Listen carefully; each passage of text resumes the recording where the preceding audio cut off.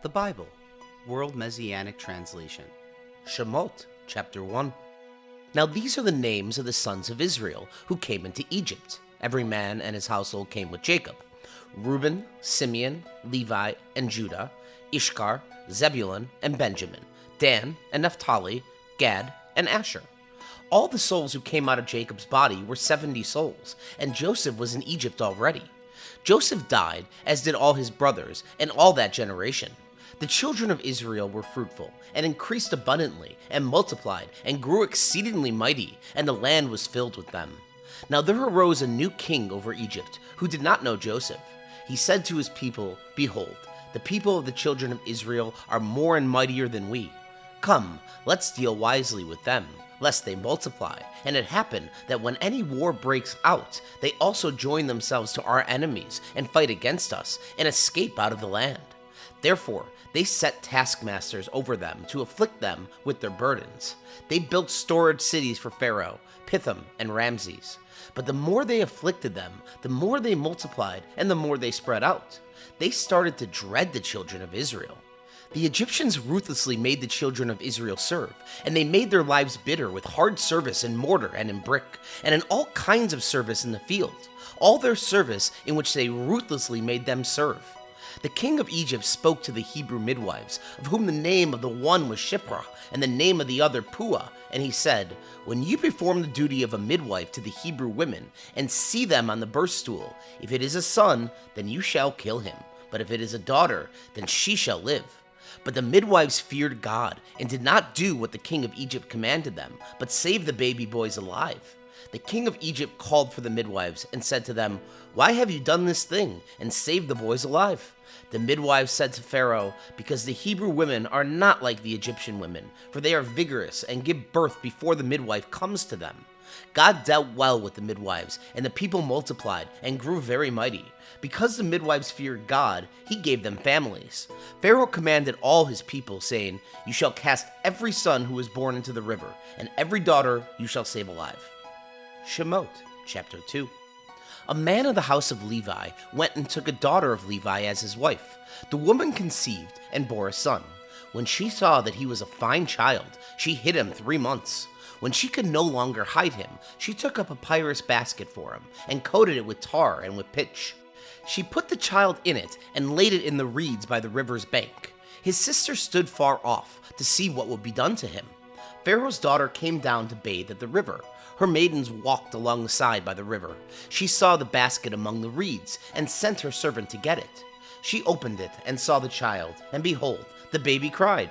She had compassion on him, and said, This is one of the Hebrews' children. Then his sister said to Pharaoh's daughter, Should I go and call a nurse for you from the Hebrew women, that she may nurse the child for you? Pharaoh's daughter said to her, Go. The young woman went and called the child's mother. Pharaoh's daughter said to her, Take this child away, and nurse him for me, and I will give you your wages. The woman took the child and nursed it. The child grew, and she brought him to Pharaoh's daughter, and he became her son. She named him Moses, and said, Because I drew him out of the water. In those days, when Moses had grown up, he went out to his brothers, and saw their burdens. He saw an Egyptian striking a Hebrew, one of his brothers. He looked this way and that way, and when he saw that there was no one, he killed the Egyptian, and hid him in the sand. He went out the second day, and behold, 2 men of the Hebrews were fighting with each other. He said to him who did the wrong, Why do you strike your fellow? He said, Who made you a prince and a judge over us? Do you plan to kill me as you killed the Egyptian? Moses was afraid and said, Surely this thing is known. Now when Pharaoh heard this thing, he sought to kill Moses. But Moses fled from the face of Pharaoh, and lived in the land of Midian, and he sat down by a well. Now the priest of Midian had 7 daughters. They came and drew water, and filled the troughs to water their father's flock. The shepherds came and drove them away, but Moses stood up and helped them, and watered their flock. When they came to Reuel, their father, he said, How is it that you have returned so early today? They said, An Egyptian delivered us out of the hand of the shepherds, and moreover, he drew water for us and watered the flock. He said to his daughters, Where is he? Why is it you have left the man? Call him, that he may eat bread. Moses was content to dwell with the man. He gave Moses Zipporah, his daughter. She bore a son, and he named him Gershom, for he said, I have lived as a foreigner in a foreign land. In the course of those many days, the king of Egypt died, and the children of Israel sighed because of the bondage, and they cried, and their cry came up to God because of the bondage. God heard their groaning, and God remembered his covenant with Abraham, with Isaac, and with Jacob.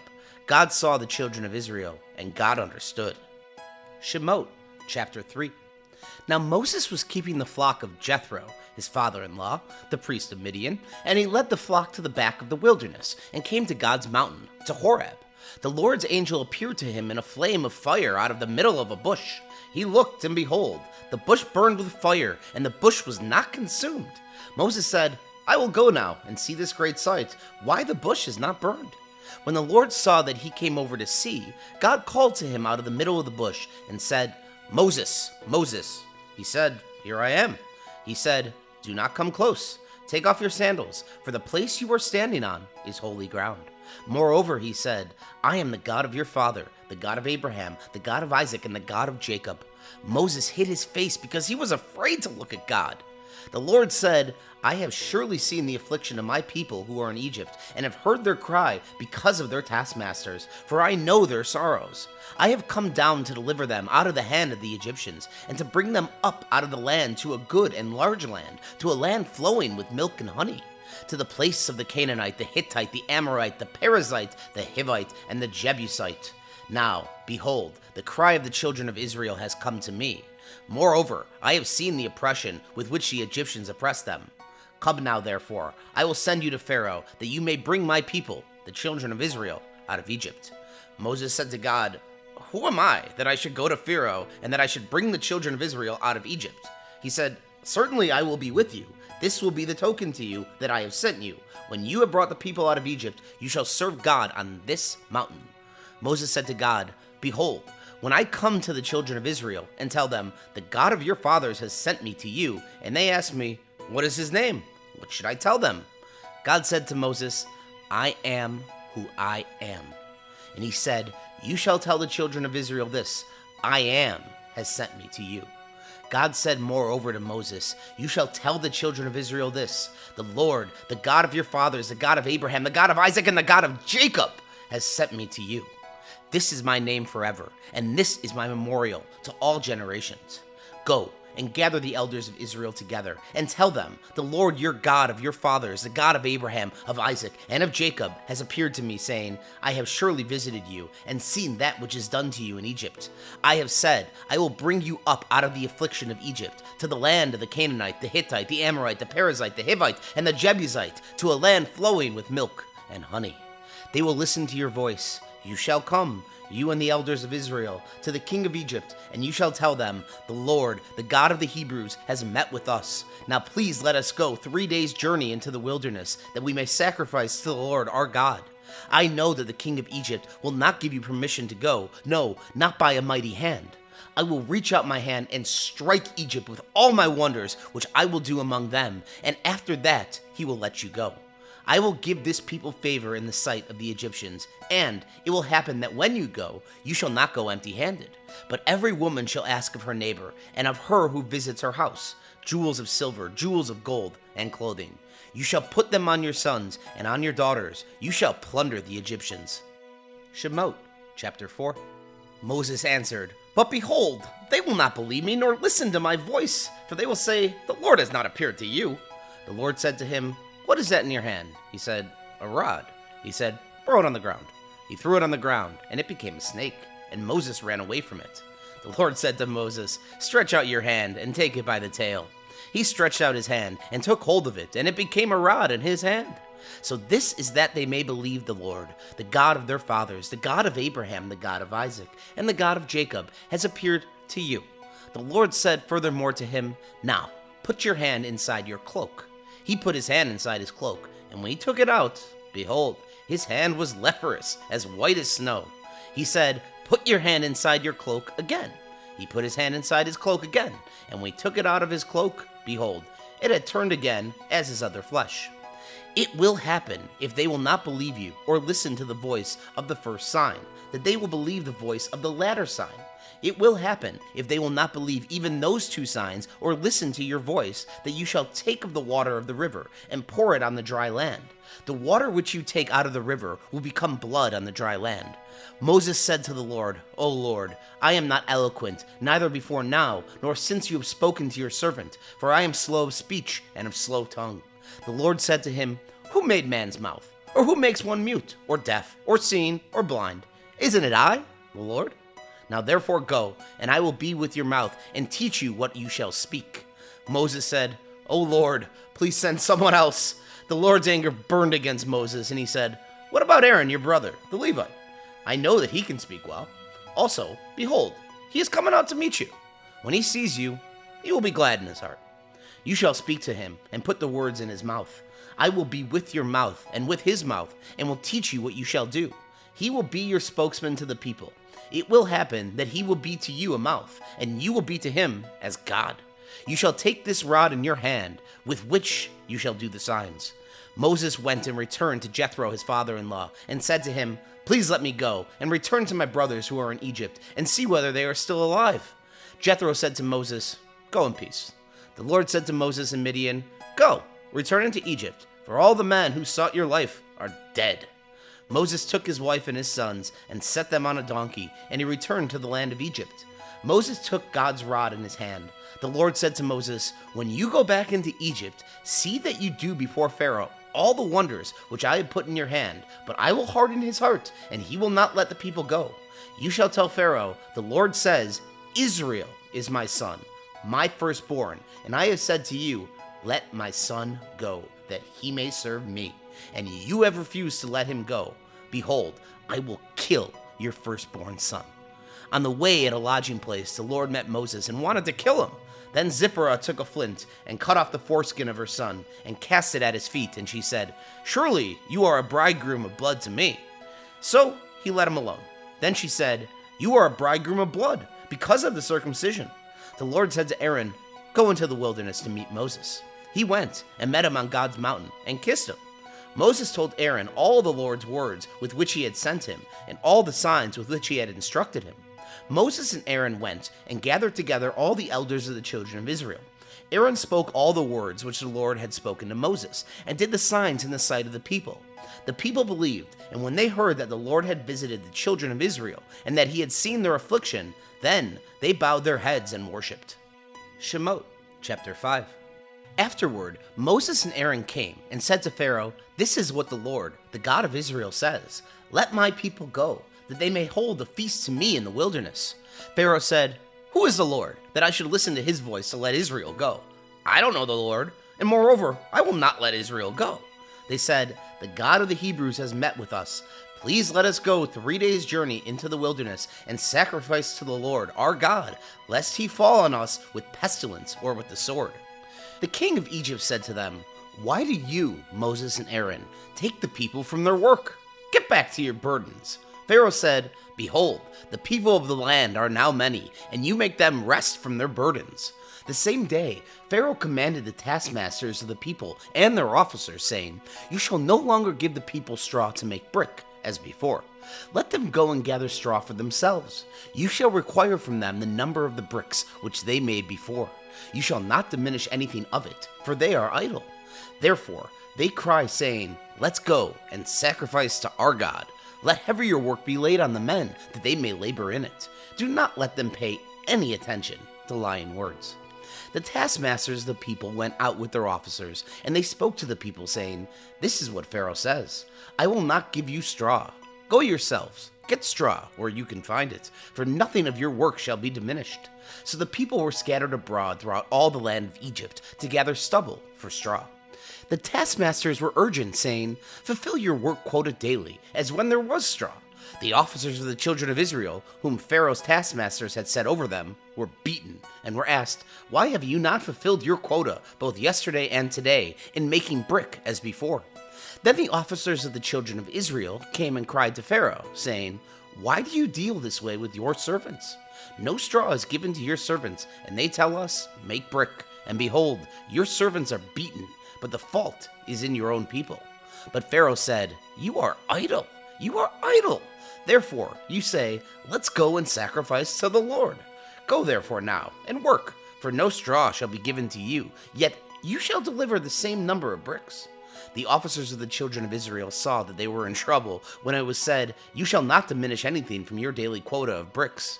They met Moses and Aaron, who stood along the way, as they came out from Pharaoh. They said to them, may the Lord look at you and judge, because you have made us a stench to be abhorred in the eyes of Pharaoh and in the eyes of his servants, to put a sword in their hand to kill us. Moses returned to the Lord and said, Lord, why have you brought trouble on this people? Why is it that you have sent me? For since I came to Pharaoh to speak in your name, he has brought trouble on this people. You have not rescued your people at all. Shemot, chapter 6. The Lord said to Moses, now you shall see what I will do to Pharaoh, for by a strong hand he shall let them go, and by a strong hand he shall drive them out of his land. God spoke to Moses and said to him, I am the Lord. I appeared to Abraham, to Isaac, and to Jacob as God Almighty, but by my name, the Lord, I was not known to them. I have also established my covenant with them to give them the land of Canaan, the land of their travels, in which they lived as aliens. Moreover, I have heard the groaning of the children of Israel, whom the Egyptians keep in bondage, and I have remembered my covenant. Therefore, tell the children of Israel, I am the Lord, and I will bring you out from under the burdens of the Egyptians, and I will rid you out of their bondage, and I will redeem you with an outstretched arm, and with great judgments. I will take you to myself for a people. I will be your God, and you shall know that I am the Lord your God, who brings you out from under the burdens of the Egyptians. I will bring you into the land which I swore to give to Abraham, to Isaac, and to Jacob, and I will give it to you for a heritage. I am the Lord. Moses spoke to the children of Israel, but they did not listen to Moses for anguish of spirits and for cruel bondage. The Lord spoke to Moses, saying, go in, speak to Pharaoh, king of Egypt, that he let the children of Israel go out of his land. Moses spoke before the Lord, saying, behold, the children of Israel have not listened to me. How then shall Pharaoh listen to me when I have uncircumcised lips? The Lord spoke to Moses and to Aaron, and gave them a command to the children of Israel, and to Pharaoh, king of Egypt, to bring the children of Israel out of the land of Egypt. These are the heads of their fathers' houses, the sons of Reuben, the firstborn of Israel, Hanok, and Palu, Hezron, and Carmi. These are the families of Reuben. The sons of Simeon, Jemuel, and Jamin, and Ohad, and Iachin, and Zohar, and Shaul, the son of a Canaanite woman. These are the families of Simeon.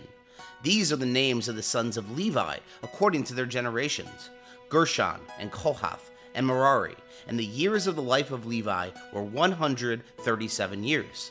The sons of Gershon, Libni, and Shimei, according to their families. The sons of Kohath, Amram, and Izhar, and Hebron, and Uzziel, and the years of life of Kohath were 133 years. The sons of Merari, Machli, and Mushi. These are the families of the Levites, according to their generations. Amram took Jehoshaphat, his father's sister, to himself as a wife, and she bore him Aaron and Moses. The years of the life of Amram were 137 years.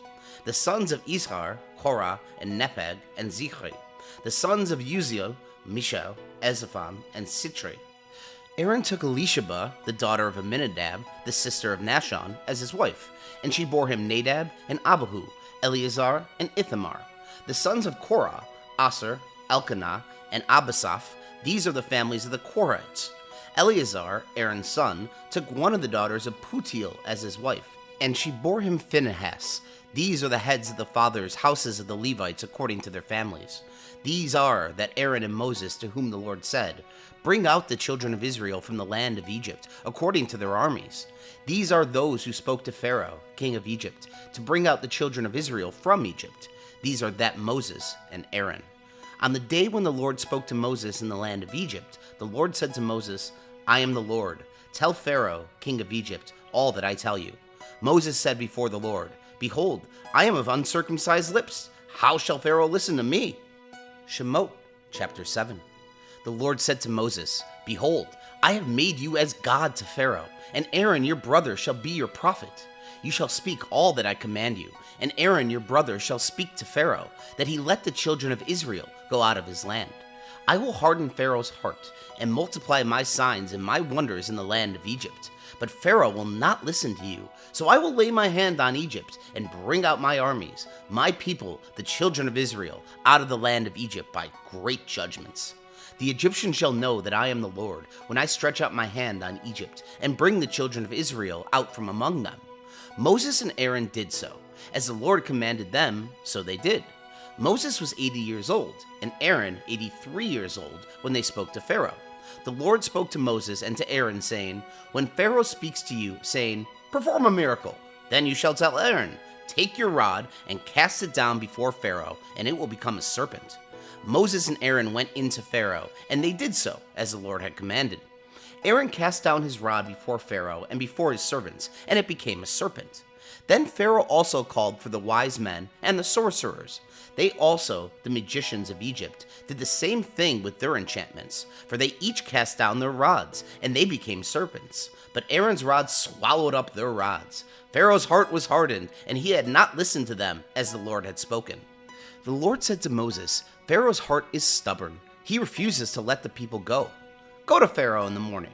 Behold, he is going out to the water. You shall stand by the river's bank to meet him. You shall take the rod which was turned to a serpent in your hand. You shall tell him, 'The Lord, the God of the Hebrews, has sent me to you, saying, Let my people go, that they may serve me in the wilderness.' Behold, until now you have listened. The Lord says, 'In this you shall know that I am the Lord.' Behold, I will strike with the rod that is in my hand on the waters which are in the river, and they shall be turned to blood. The fish that are in the river will die, and the river will become foul. The Egyptians will loathe to drink water from the river." The Lord said to Moses, "Tell Aaron, 'Take your rod and stretch out your hand over the waters of Egypt, over their rivers, over their streams, and over their pools, and over all their ponds of water, that they may become blood.'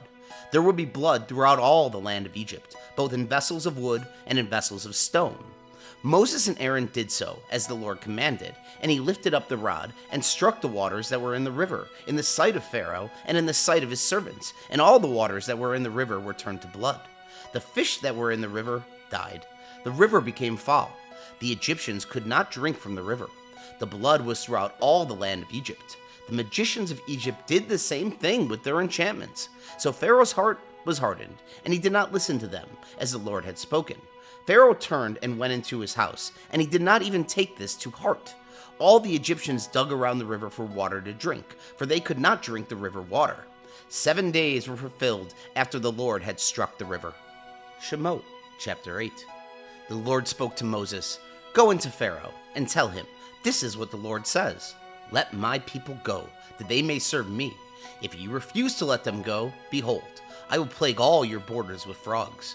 The river will swarm with frogs, which will go up and come into your house, and into your bedroom, and on your bed, and into the house of your servants, and on your people, and into your ovens, and into your kneading troughs. The frogs shall come up both on you, and on your people, and on all your servants." The Lord said to Moses, "Tell Aaron, stretch out your hand with your rod over the rivers, over the streams, and over the pools, and cause frogs to come up on the land of Egypt." Aaron stretched out his hand over the waters of Egypt, and the frogs came up and covered the land of Egypt. The magicians did the same thing with their enchantments and brought up frogs on the land of Egypt.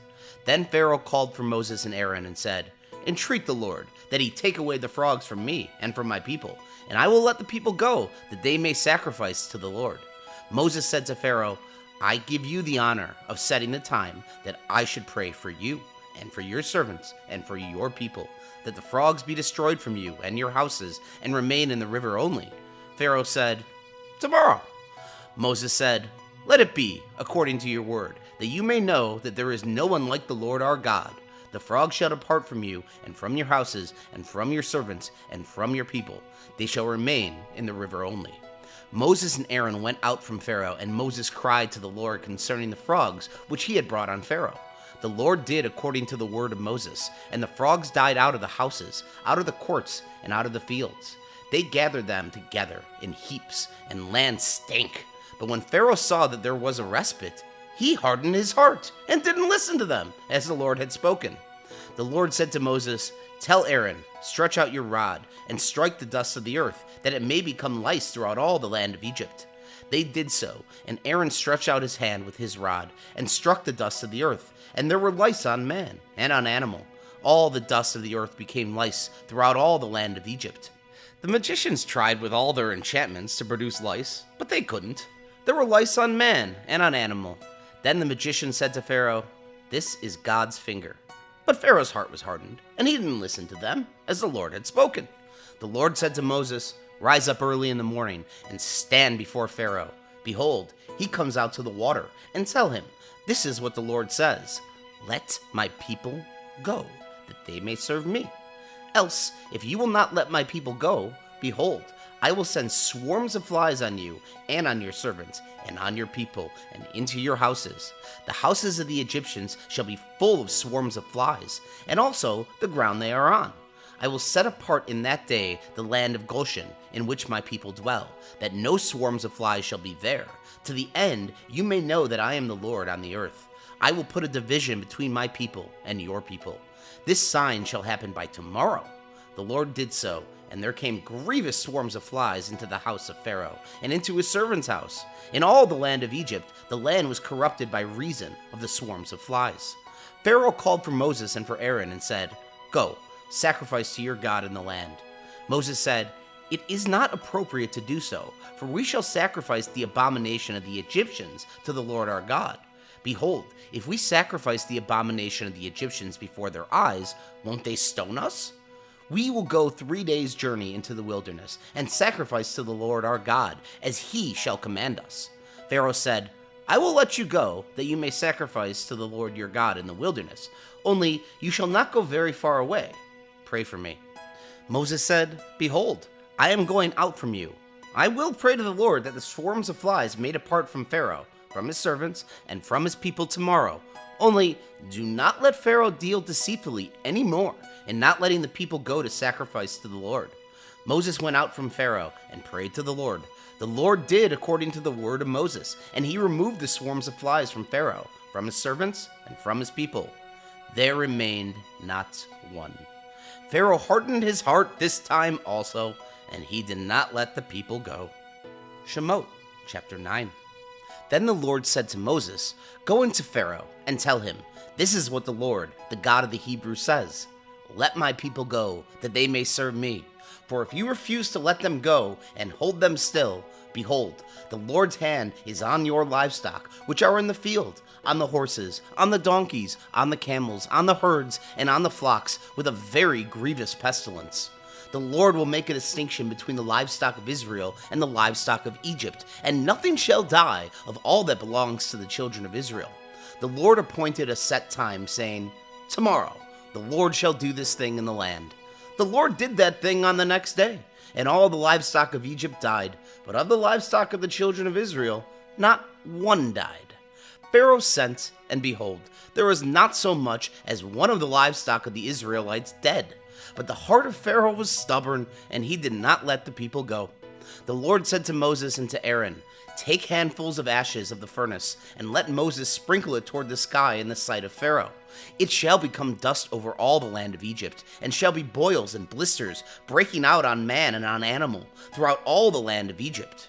They took ashes of the furnace and stood before Pharaoh, and Moses sprinkled it up toward the sky, and it became boils and blisters breaking out on man and on animal. The magicians could not stand before Moses because of the boils, for the boils were on the magicians and on all the Egyptians. The Lord hardened the heart of Pharaoh, and he did not listen to them, as the Lord had spoken to Moses. The Lord said to Moses, 'Rise up early in the morning and stand before Pharaoh, and tell him, "This is what the Lord, the God of the Hebrews, says, let my people go, that they may serve me. For this time I will send all my plagues against your heart, against your officials, and against your people, that you may know that there is no one like me in all the earth. For now I would have stretched out my hand and struck you and your people with pestilence, and you would have been cut off from the earth. But indeed for this cause I have made you stand, to show you my power, and that my name may be declared throughout all the earth, because you still exalt yourself against my people, that you will not let them go. Behold, tomorrow, about this time, I will cause it to rain a very grievous hail, such as not been seen in Egypt since the day it was founded even until now. Now therefore command that all of your livestock and all that you have in the field be brought into shelter. The hail will come down on every man and animal that is found in the field and is not brought home, and they will die. Those who feared the Lord's word among the servants of Pharaoh made their servants and their livestock flee into the houses. Whoever did not respect the Lord's word left his servants and his livestock in the field. The Lord said to Moses, "Stretch out your hand toward the sky, that there may be hail in all the land of Egypt, on man and on animal, and on every herb of the field throughout the land of Egypt." Moses stretched out his rod toward the heavens, and the Lord sent thunder and hail, and lightning flashed down to the earth. The Lord rained hail on the land of Egypt. So there was very severe hail, and lightning mixed with the hail, such as had not been in all the land of Egypt since it became a nation. The hail struck throughout all the land of Egypt, all that was in the field, both man and animal, and the hail struck every herb of the field, and broke every tree of the field. Only in the land of Goshen, where the children of Israel were, there was no hail. Pharaoh sent and called for Moses and Aaron, and said to them, "I have sinned this time. The Lord is righteous, and I and my people are wicked. Pray to the Lord, for there has been enough of mighty thunderings and hail. I will let you go, and you shall stay no longer." Moses said to him, "As soon as I have gone out of the city, I will spread out my hands to the Lord. The thunder shall cease, and there will not be any more hail, that you may know that the earth is the Lord's. But as for you and your servants, I know that you do not yet fear the Lord God." The flax and the barley were struck, for the barley had ripened and the flax was blooming. But the wheat and the spelt were not struck, for they had not grown up. Moses went out of the city from Pharaoh, and spread out his hands to the Lord, and the thunders and hail ceased, and the rain was not poured on the earth. When Pharaoh saw that the rain and the hail and the thunders had ceased, he sinned yet more, and hardened his heart, he and his servants. The heart of Pharaoh was hardened, and did not let the children of Israel go, just as the Lord had spoken through Moses. Shemot, chapter 10. The Lord said to Moses, "Go into Pharaoh, for I have hardened his heart and the heart of his servants, that I may show these my signs among them, and that you may tell in the hearing of your son and of your son's son what things I have done to Egypt, and my signs which I have done among them, that you may know that I am the Lord." Moses and Aaron went into Pharaoh and said to him, "This is what the Lord, the God of the Hebrews, says. How long will you refuse to humble yourself before me? Let my people go, that they may serve me. Or else, if you refuse to let my people go, behold, tomorrow I will bring locusts into your country, and they shall cover the surface of the earth, so that one will not be able to see the earth. They shall eat the residue of that which has escaped, which remains to you from the hail, and shall eat every tree which grows for you out of the field. Your houses shall be filled, and the houses of all your servants, and the houses of all the Egyptians, as neither your fathers nor your fathers' fathers have seen, since the day that they were on the earth to this day." He turned and went out from Pharaoh. Pharaoh's servants said to him, "How long will this man be a snare to us? Let the men go, that they may serve the Lord their God. Don't you yet know that Egypt is destroyed?" Moses and Aaron were brought again to Pharaoh, and said to them, "Go, serve the Lord your God. But who are those who will go?" Moses said, "We will go with our young and with our old. We will go with our sons and with our daughters, with our flocks and with our herds, for we must hold the feast to the Lord." He said to them, "The Lord be with you if I let you go with your little ones. See, evil is clearly before your faces. Not so. Go now, you who are men, and serve the Lord, for that is what you desire." Then they were driven out from Pharaoh's presence. The Lord said to Moses, "Stretch out your hand over the land of Egypt for the locusts, that they may come up on the land of Egypt, and eat every herb of the land, even all that the hail has left." Moses stretched out his rod over the land of Egypt, and the Lord brought an east wind in the land all that day and all night. And when it was morning, the east wind brought the locusts. The locusts went up all over the land of Egypt, and rested in all the borders of Egypt. They were very grievous. Before them there were no such locusts as they, nor will there ever be again. For they covered the surface of the whole earth, so that the land was darkened, and they ate every herb of the land, and all the fruit of the trees which the hail had left. There remained nothing green, either tree or herb of the field, through all the land of Egypt. Then Pharaoh called for Moses and Aaron in haste, and he said, "I have sinned against the Lord your God, and against you. Now therefore, please forgive my sin again, and pray to the Lord your God, that he may also take away from me this death." Moses went out from Pharaoh and prayed to the Lord. The Lord sent an exceedingly strong west wind, which took up the locusts and drove them into the Sea of Suf. There remained not one locust in all the borders of Egypt. But the Lord hardened Pharaoh's heart, and he did not let the children of Israel go. The Lord said to Moses, "Stretch out your hand toward the sky, that there may be darkness over the land of Egypt, even darkness which may be felt." Moses stretched out his hand toward the sky, and there was a thick darkness in all the land of Egypt for 3 days. They did not see one another, and nobody rose from his place for 3 days, but all the children of Israel had light in their dwellings. Pharaoh called to Moses and said, "Go, serve the Lord. Only let your flocks and your herds stay behind. Let your little ones also go with you." Moses said, "You must also go into our hand sacrifices and burnt offerings, that we may sacrifice to the Lord our God. Our livestock also shall go with us. Not a hoof shall be left behind, for of it we must take to serve the Lord our God, and we do not know with what we must serve the Lord until we come there." But the Lord hardened Pharaoh's heart, and he would not let them go. Pharaoh said to him, "Get away from me. Be careful to see my face no more, for in the day you see my face you shall die." Moses said, "You have spoken well. I will see your face again no more." Shemot, chapter 11. The Lord said to Moses, "I will bring yet one more plague on Pharaoh and on Egypt. Afterwards, he will let you go. When he lets you go, he will surely thrust you out altogether. Now speak in the ears of the people, and let every man ask of his neighbor, and every woman of her neighbor, jewels of silver and jewels of gold." The Lord gave the people favor in the sight of the Egyptians. Moreover, the man Moses was very great in the land of Egypt, in the sight of Pharaoh's servants, and in the sight of the people. Moses said, "This is what the Lord says. About midnight I will go out in the middle of Egypt, and all the firstborn in the land of Egypt shall die, from the firstborn of Pharaoh, who sits on his throne, even to the firstborn of the female servant who is behind the mill, and all the firstborn of livestock. There will be a great cry throughout all the land of Egypt, such as there has not been, nor will be any more. But against any of the children of Israel, a dog will not even bark or move its tongue, against man or animal, that you may know that the Lord makes a distinction between the Egyptians and Israel. All these servants of yours will come down to me and bow down themselves to me, saying, 'Get out, with all the people who follow you, and after that I will go out.'" He went out from Pharaoh in hot anger. The Lord said to Moses, "Pharaoh will not listen to you, that my wonders may be multiplied in the land of Egypt." Moses and Aaron did all these wonders before Pharaoh, but the Lord hardened Pharaoh's heart, and he did not let the children of Israel go out of his land. Shemot, chapter 12. The Lord spoke to Moses and Aaron in the land of Egypt, saying, "This month shall be to you the beginning of months. It shall be the first month of the year to you. Speak to all the congregation of Israel, saying, On the 10th day of this month they shall take to them every man a lamb, according to their father's houses, a lamb for a household.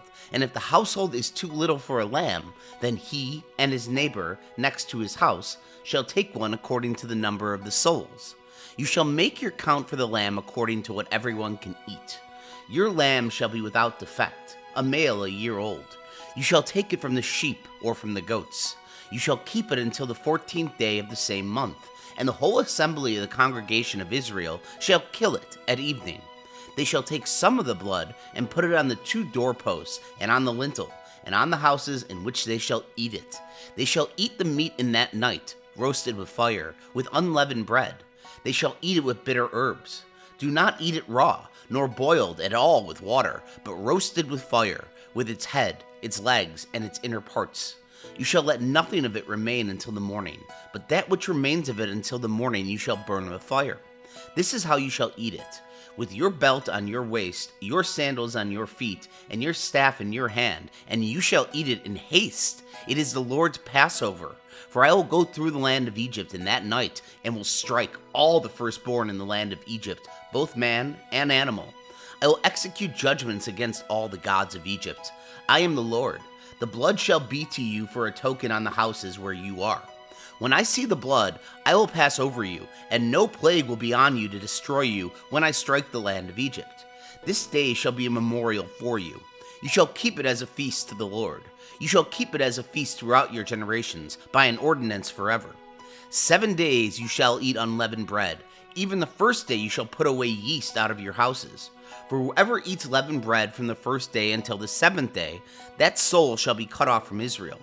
In the first day there shall be to you a holy convocation, and in the 7th day a holy convocation. No kind of work shall be done in them, except that which every man must eat, only that may be done by you. You shall observe the feast of unleavened bread, for in this same day I have brought your armies out of the land of Egypt. Therefore you shall observe this day throughout your generations by an ordinance forever. In the first month, on the 14th day of the month at evening, you shall eat unleavened bread, until the 21st day of the month at evening. There shall be no yeast found in your house for 7 days, for whoever eats that which is leavened, that soul shall be cut off from the congregation of Israel, whether he is a foreigner or one who is born in the land. You shall eat nothing leavened. In all your habitations you shall eat unleavened bread. Then Moses called for all the elders of Israel, and said to them, Draw out, and take lambs according to your families, and kill the Passover. You shall take a bunch of hyssop, and dip it in the blood that is in the basin, and strike the lintel and the 2 doorposts with the blood that is in the basin. None of you shall go out of the door of his house until the morning.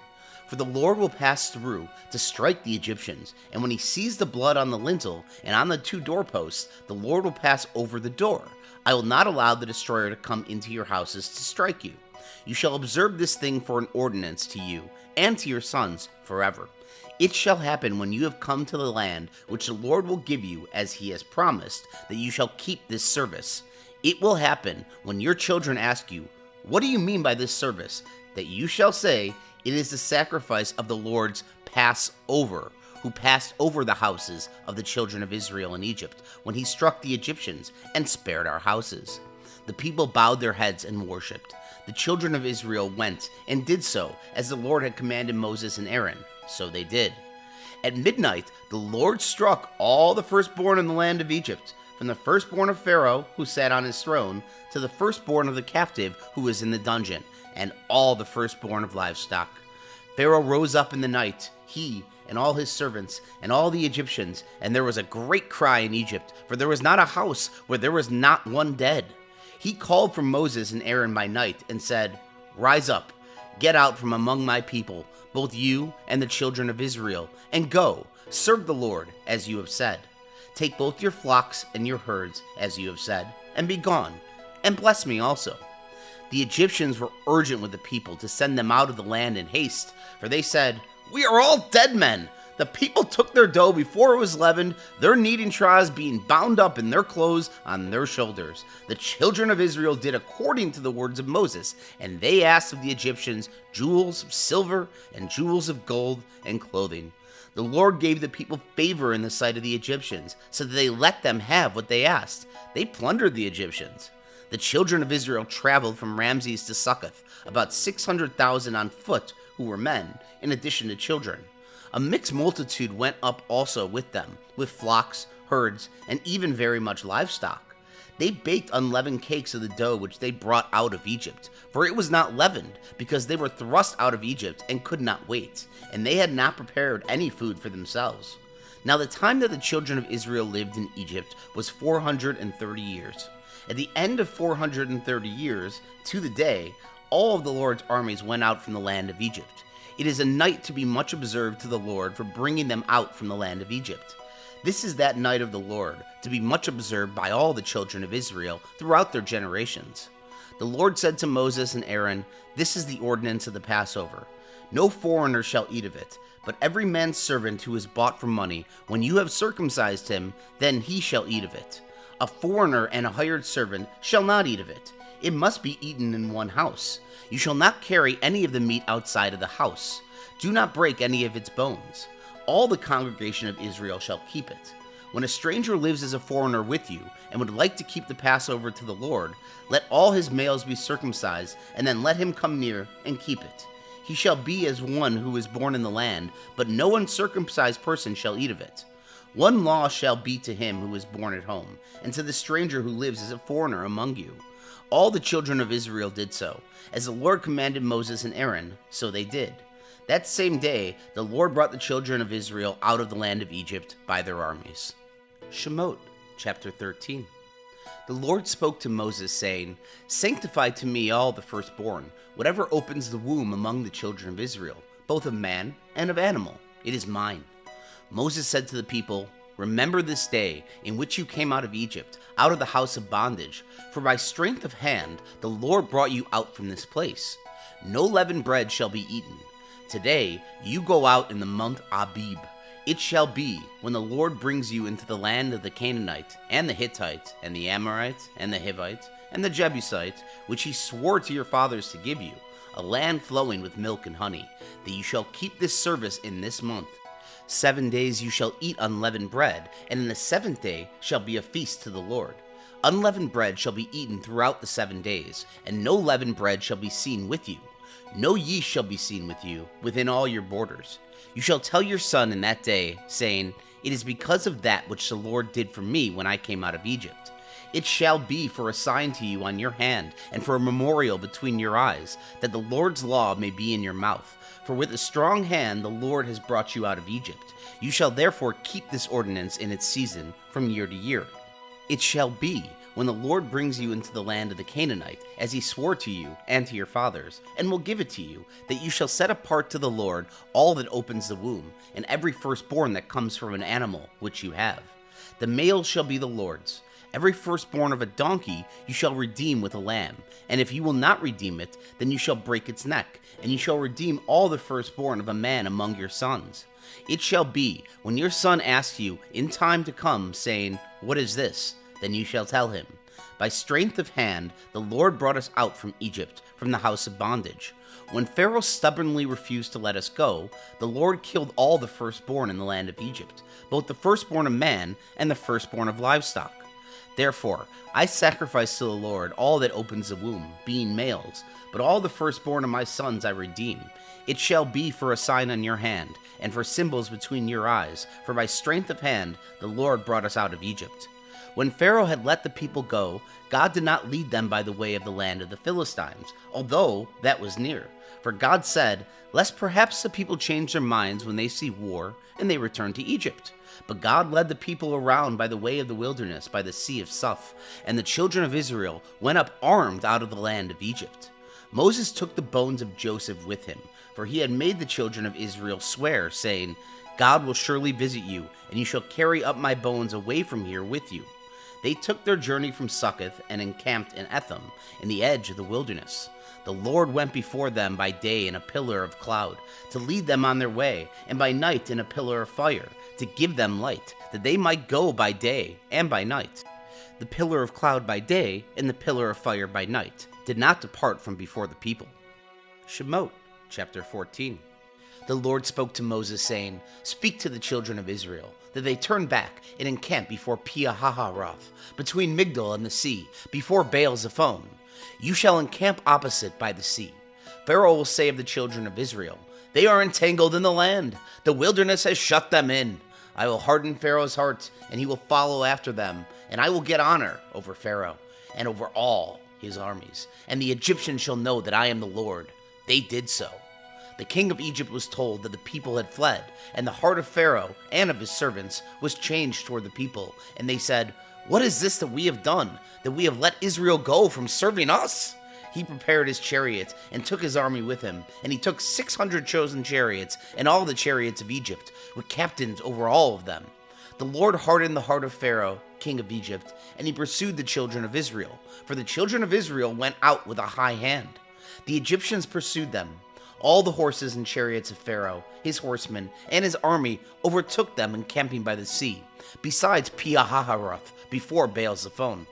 When Pharaoh came near, the children of Israel lifted up their eyes, and behold, the Egyptians were marching after them, and they were very afraid.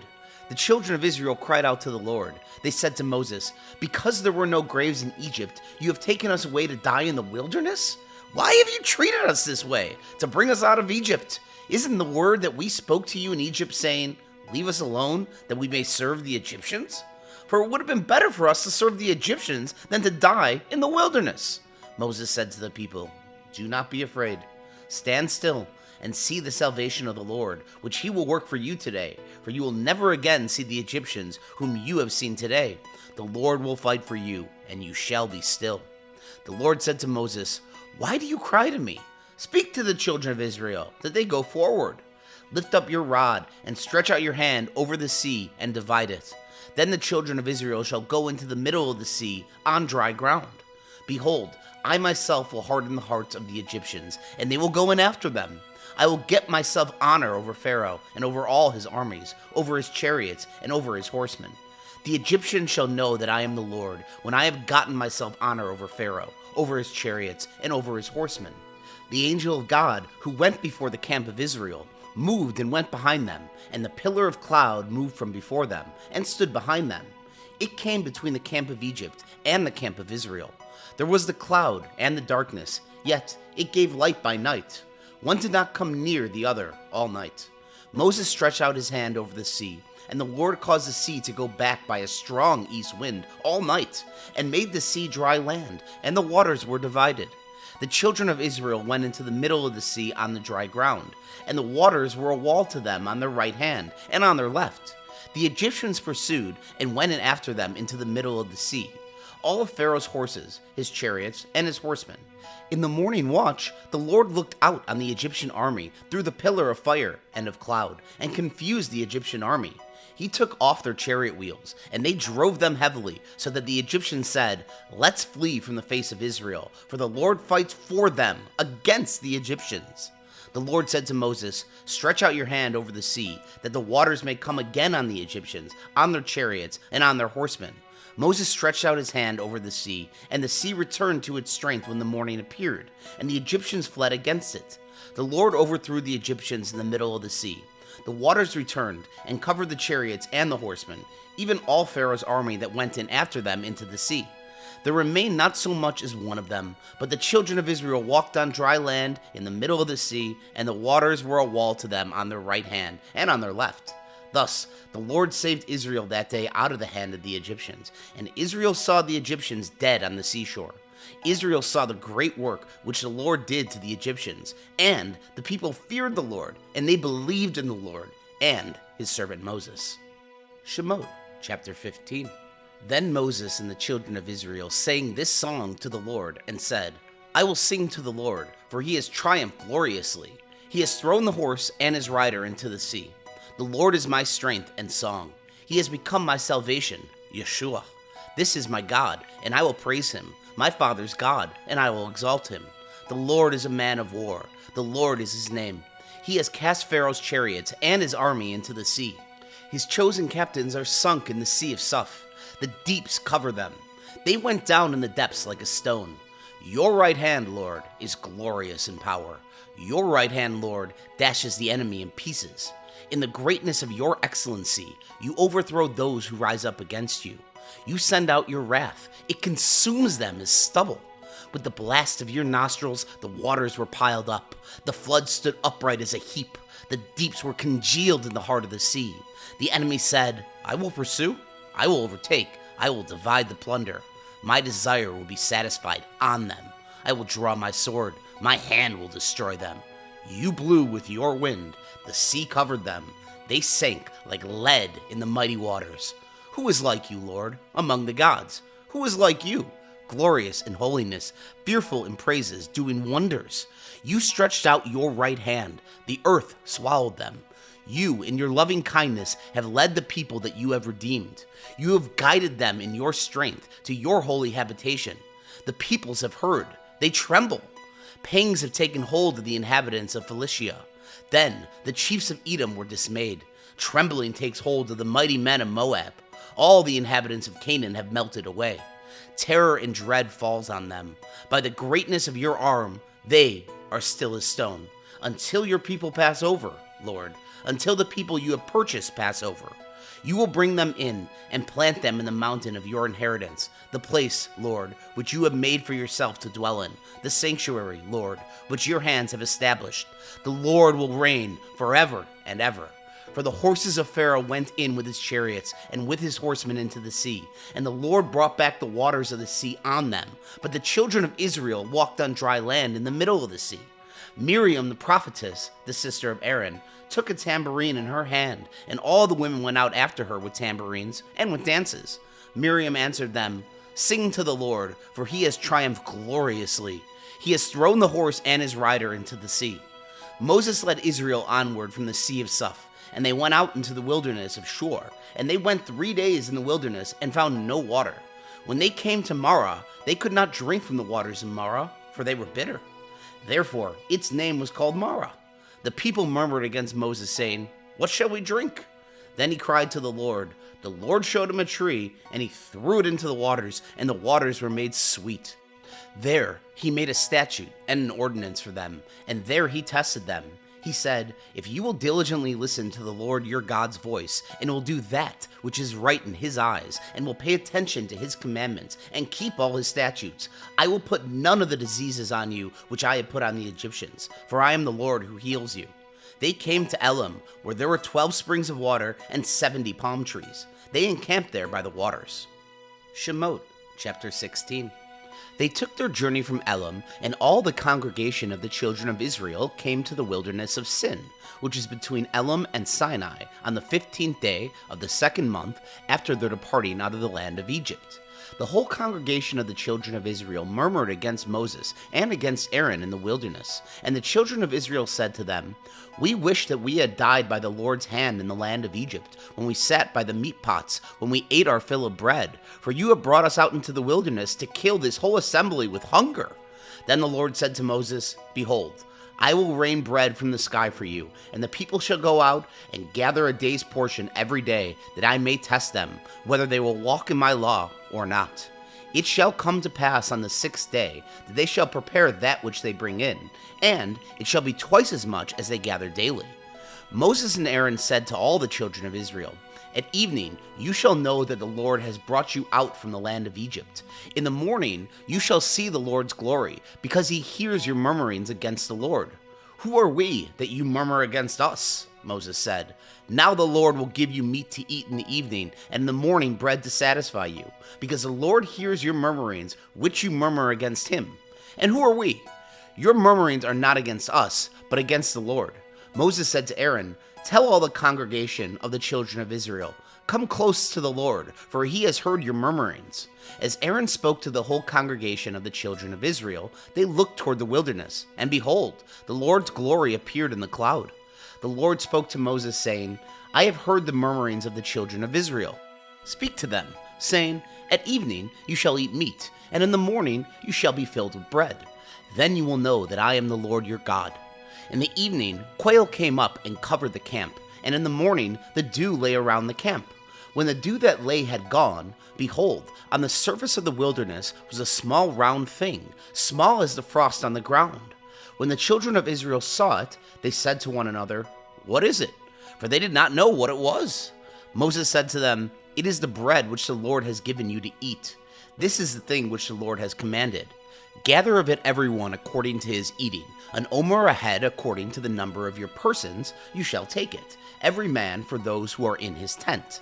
The children of Israel did so, and some gathered more, some less. When they measured it with an omer, he who gathered much had nothing over, and he who gathered little had no lack. They each gathered according to his eating. Moses said to him, "Let no one leave of it until the morning." Notwithstanding, they didn't listen to Moses, but some of them left of it until the morning, so it bred worms and became foul, and Moses was angry with them. They gathered it morning by morning, everyone according to his eating. When the sun grew hot, it melted. On the 6th day, they gathered twice as much bread, 2 omers for each one, and all the rulers of the congregation came and told Moses. He said to them, "This is that which the Lord has spoken. Tomorrow is a solemn rest, a holy Sabbath to the Lord. Bake that which you want to bake, and boil that which you want to boil, and all that remains overlay up for yourselves to be kept until the morning." They laid it up until the morning, as Moses ordered, and it did not become foul, and there were no worms in it. Moses said, "Eat that today, for today is a Sabbath to the Lord. Today you shall not find it in the field. 6 days you shall gather it, but on the 7th day is the Sabbath. In it there shall be none." On the 7th day, some of the people went out to gather, and they found none. The Lord said to Moses, "How long do you refuse to keep my commandments and my laws? Behold, Because the Lord has given you the Sabbath, therefore he gives you on the 6th day the bread of 2 days. Everyone stay in his place. Let no one go out of his place on the 7th day. So the people rested on the 7th day. The house of Israel called its name manna, and it was like coriander seed, white, and its taste was like wafers with honey. Moses said, "This is a thing which the Lord has commanded. Let an omer full of it be kept throughout your generations, that they may see the bread with which I fed you in the wilderness when I brought you out of the land of Egypt." Moses said to Aaron, "Take a pot and put an omer full of manna in it, and lay it up before the Lord, to be kept throughout your generations." As the Lord commanded Moses, so Aaron laid it up before the testimony, to be kept. The children of Israel ate the manna 40 years, until they came to an inhabited land. They ate the manna until they came to the borders of the land of Canaan. Now an omer is 1/10 of an ephah. Shemot, chapter 17. All the congregation of the children of Israel traveled from the wilderness of Sin, starting according to the Lord's commandment, and encamped in Rephidim, but there was no water for the people to drink. Therefore the people quarreled with Moses and said, "Give us water to drink." Moses said to them, "Why do you quarrel with me? Why do you test the Lord?" The people were thirsty for water there, so the people murmured against Moses and said, "Why have you brought us up out of Egypt, to kill us, our children, and our livestock with thirst?" Moses cried to the Lord, saying, "What shall I do with these people? They are almost ready to stone me." The Lord said to Moses, "Walk on before the people, and take the elders of Israel with you, and take the rod in your hand with which you struck the Nile, and go. Behold, I will stand before you there on the rock in Horeb. You shall strike the rock, and water will come out of it, that the people may drink." Moses did so in the sight of the elders of Israel. He called the name of the place Massah and Meribah, because the children of Israel quarreled, and because they tested the Lord, saying, "Is the Lord among us or not?" Then Amalek came and fought with Israel in Rephidim. Moses said to Joshua, "Choose men for us, and go out to fight with Amalek. Tomorrow I will stand on the top of the hill with God's rod in my hand." So Joshua did as Moses had told him, and fought with Amalek, and Moses, Aaron, and Hur went up to the top of the hill. When Moses held up his hand, Israel prevailed. When he let down his hand, Amalek prevailed. But Moses' hands were heavy, so they took a stone and put it under him, and he sat on it. Aaron and Hur held up his hands, the one on the one side and the other on the other side. His hands were steady until sunset. Joshua defeated Amalek and his people with the edge of the sword. The Lord said to Moses, "Write this for a memorial in a book, and rehearse it in the ears of Joshua, that I will utterly blot out the memory of Amalek from under the sky." Moses built an altar and called its name, "The Lord our Banner." He said, "The Lord has sworn, the Lord will have war with Amalek from generation to generation." Shemot, chapter 18. Now Jethro, the priest of Midian, Moses' father-in-law, heard of all that God had done for Moses and for Israel, his people, how the Lord had brought Israel out of Egypt. Jethro, Moses' father-in-law, received Zipporah, Moses' wife, after he had sent her away, and her 2 sons. The name of one son was Gershom, for Moses said, "I have lived as a foreigner in a foreign land." The name of the other was Eleazar, for he said, "My father's God was my help, and delivered me from Pharaoh's sword." Jethro, Moses' father-in-law, came with Moses' sons and his wife to Moses into the wilderness where he was encamped at the mountain of God. He said to Moses, "I, your father-in-law, Jethro, have come to you with your wife and her 2 sons with her." Moses went out to meet his father-in-law and bowed and kissed him. They asked each other of their welfare, and they came into the tent. Moses told his father-in-law all that the Lord had done to Pharaoh and to the Egyptians for Israel's sake, all the hardships that had come on them on the way, and how the Lord delivered them. Jethro rejoiced for all the goodness which the Lord had done to Israel, in that he had delivered them out of the hand of the Egyptians. Jethro said, "Blessed be the Lord, who has delivered you out of the hand of the Egyptians, and out of the hand of Pharaoh, who has delivered the people from under the hand of the Egyptians. Now I know that the Lord is greater than all gods, because of the way that they treated people arrogantly." Jethro, Moses' father-in-law, took a burnt offering and sacrifices for God. Aaron came with all the elders of Israel to eat bread with Moses' father-in-law before God.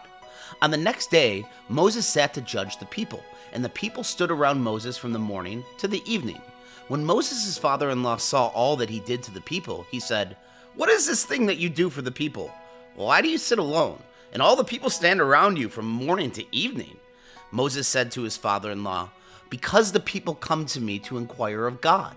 When they have a matter, they come to me, and I judge between a man and his neighbor, and I make them know the statutes of God and his laws. Moses' father-in-law said to him, "The thing that you do is not good. You will surely wear away, both you and this people that is with you, for the thing is too heavy for you. You are not able to perform it yourself alone. Listen now to my voice. I will give you counsel, and God be with you. You represent the people before God, and bring the causes to God. You shall teach them the statutes and the laws, and shall show them the way in which they must walk, and the work they must do. Moreover, you shall provide out of all the people able men which fear God, men of truth, hating unjust gain, and place such over them, to be rulers of thousands, rulers of hundreds, rulers of fifties, and rulers of tens. Let them judge the people at all times. It shall be that every great matter they shall bring to you, but every small matter they shall judge themselves. So shall it be easier for you, and they shall share the load with you. If you will do this thing, and God commands you so, then you will be able to endure, and all these people also will go to their place in peace." So Moses listened to the voice of his father-in-law, and did all that he had said. Moses chose able men out of all of Israel, and made them heads over the people, rulers of thousands, rulers of hundreds, rulers of fifties, and rulers of tens. They judged the people at all times. They brought the hard cases to Moses, but every small matter they judged themselves. Moses let his father-in-law depart, and went his way into his own land. Shemot, chapter 19. In the 3rd month after the children of Israel had gone out of the land of Egypt, on that same day they came into the wilderness of Sinai. When they had departed from Rephidim and had come to the wilderness of Sinai, they encamped in the wilderness, and there Israel encamped before the mountain. Moses went up to God, and the Lord called to him out of the mountain, saying, "This is what you shall tell the house of Jacob, and tell the children of Israel. You have seen what I did to the Egyptians, and how I bore you on eagle's wings, and brought you to myself. Now therefore, if you will indeed obey my voice and keep my covenant, then you shall be my own possession from among all peoples, for all the earth is mine, and you shall be to me a kingdom of priests and a holy nation. These are the words which you shall speak to the children of Israel." Moses came and called for the elders of the people, and set before them all these words, which the Lord commanded him. All the people answered together, and said, "All that the Lord has spoken, we will do." Moses reported the words of the people to the Lord. The Lord said to Moses, "Behold, I come to you in a thick cloud, that the people may hear when I speak with you, and may also believe you forever." Moses told the words of the people to the Lord. The Lord said to Moses, "Go to the people, and sanctify them today and tomorrow, and let them wash their garments, and be ready for the 3rd day. For on the 3rd day the Lord will come down in the sight of all the people of Mount Sinai.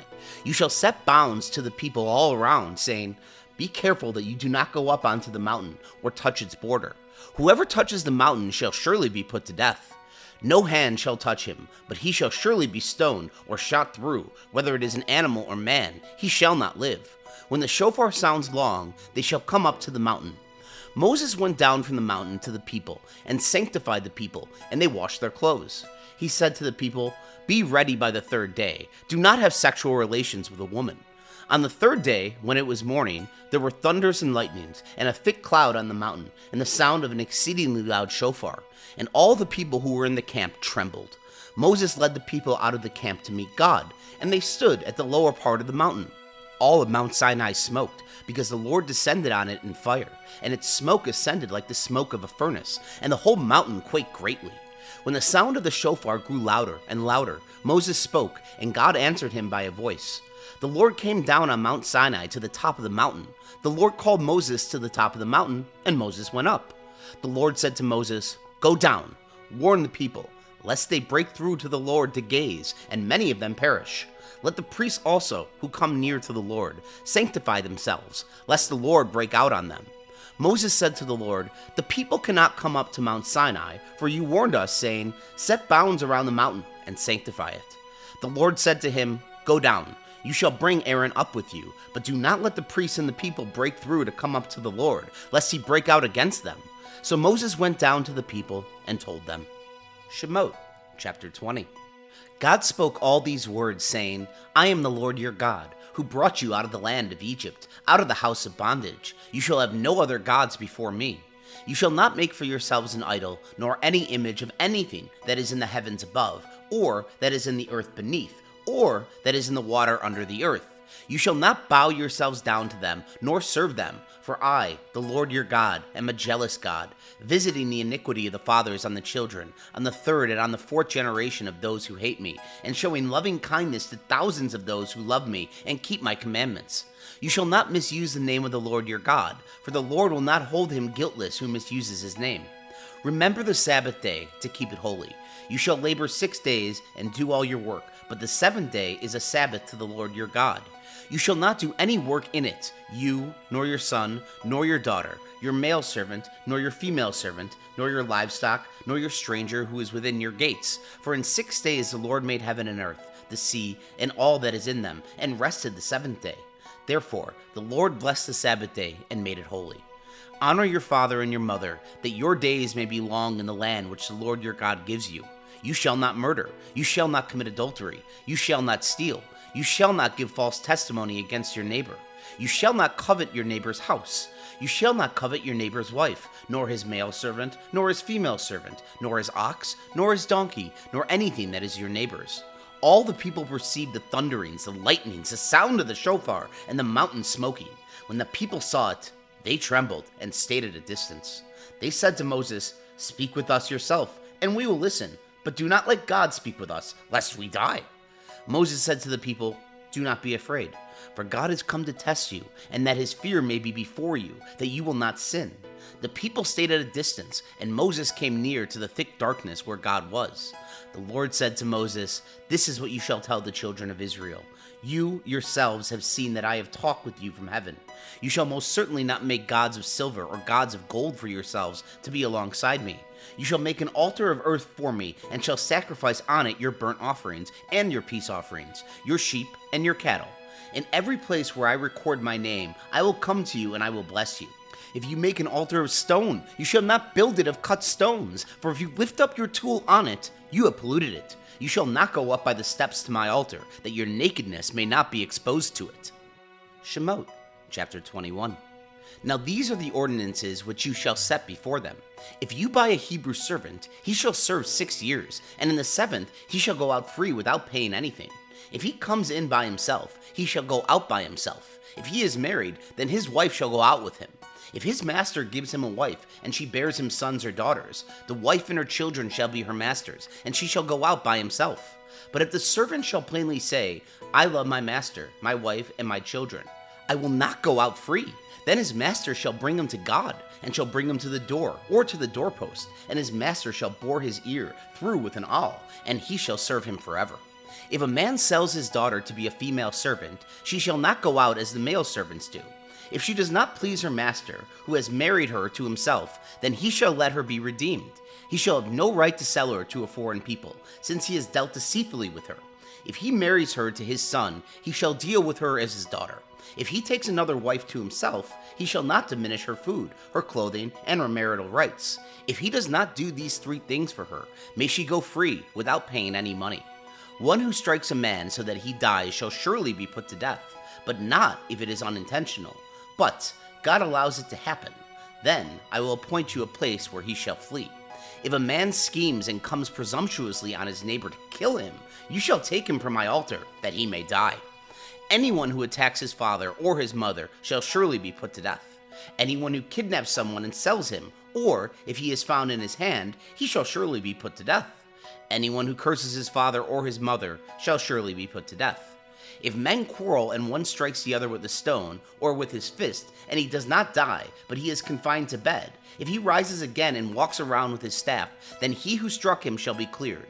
Only he shall pay for the loss of his time, and shall provide for his healing until he is thoroughly healed.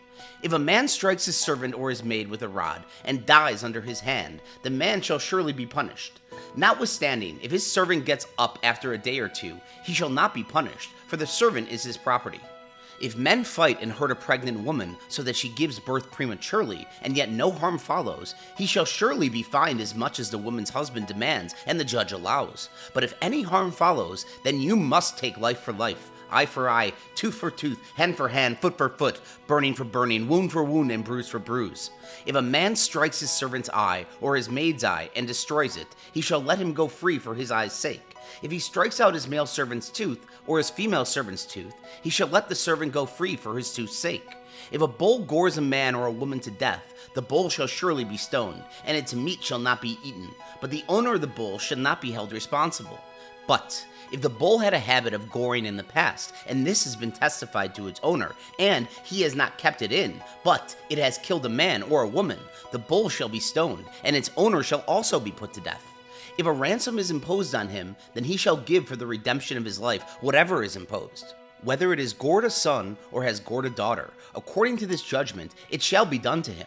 If the bull gores a male servant or a female servant, 30 shekels of silver shall be given to their master, and the ox shall be stoned.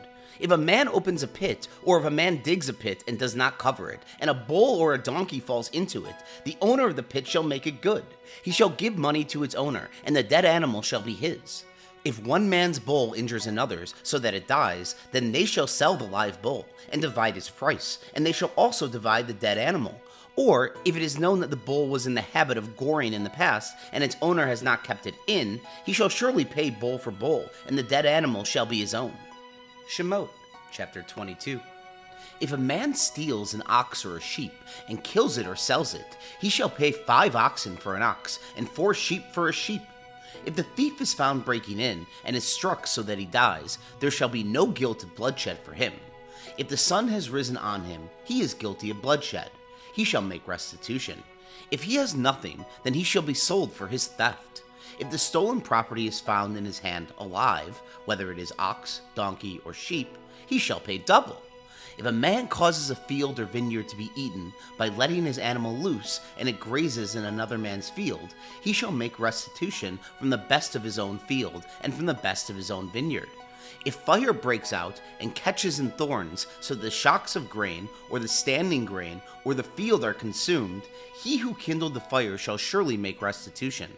If a man delivers to his neighbor money or stuff to keep, and it is stolen out of the man's house, if the thief is found, he shall pay double.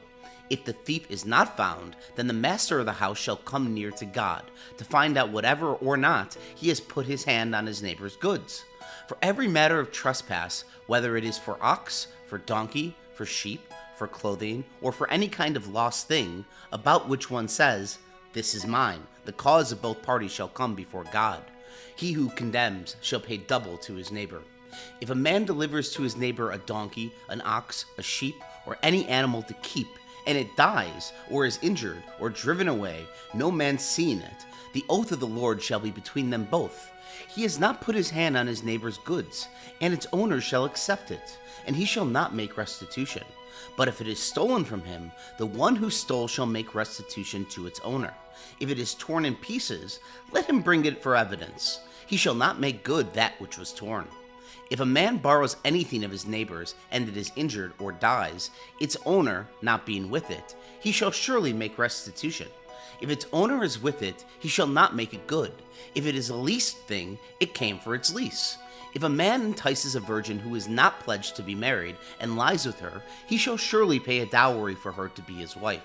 If her father utterly refuses to give her to him, he shall pay money, according to the dowry of virgins. You shall not allow a sorceress to live. Whoever has sex with an animal shall be surely put to death. He who sacrifices to any god, except to the Lord only, shall be utterly destroyed. You shall not wrong an alien or oppress him, for you were aliens in the land of Egypt. You shall not take advantage of any widow or fatherless child. If you take advantage of them at all, and they cry at all to me, I will surely hear their cry, and my wrath will grow hot, and I will kill you with the sword, and your wives shall be widows, and your children fatherless. If you lend money to any of my people with you who is poor, you shall not be to him as a creditor. You shall not charge him interest. If you take your neighbor's garment as collateral, you shall restore it to him before the sun goes down, for that is his only covering. It is his garment for his skin. What would he sleep in? It will happen when he cries to me that I will hear, for I am gracious. You shall not blaspheme God nor curse a ruler of your people. You shall not delay to offer from your harvest and from the outflow of your presses. You shall give the firstborn of your sons to me. You shall do likewise with your cattle and with your sheep. It shall be with its mother 7 days. Then on the 8th day you shall give it to me. You shall be holy men to me. Therefore you shall not eat any meat that is torn by animals in the field. You shall cast it to the dogs. Shemot, chapter 23. You shall not spread a false report. Do not join your hand with the wicked to be a malicious witness. You shall not follow a crowd to do evil. You shall not testify in court to side with a multitude to pervert justice. You shall not favor a poor man in his cause. If you meet your enemy's ox or his donkey going astray, you shall surely bring it back to him again. If you see the donkey of him who hates you fallen down under his burden, do not leave him. You shall surely help him with it. You shall not deny justice to your poor people in their lawsuits. Keep far from a false charge, and do not kill the innocent and righteous, for I will not justify the wicked. You shall take no bribe, for a bribe blinds those who have sight and perverts the words of righteousness. You shall not oppress an alien, for you know the heart of an alien, since you were aliens in the land of Egypt. For 6 years you shall sow your land, and shall gather in its increase. But the 7th year you shall let it rest, and lie fallow, that the poor of your people may eat it, and what they leave the animal of the field shall eat. In the same way you shall deal with your vineyard, and with your olive grove.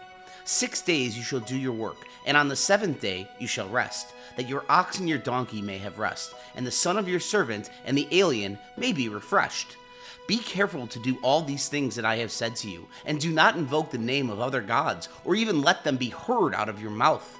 You shall observe a feast to me 3 times a year. You shall observe the feast of unleavened bread.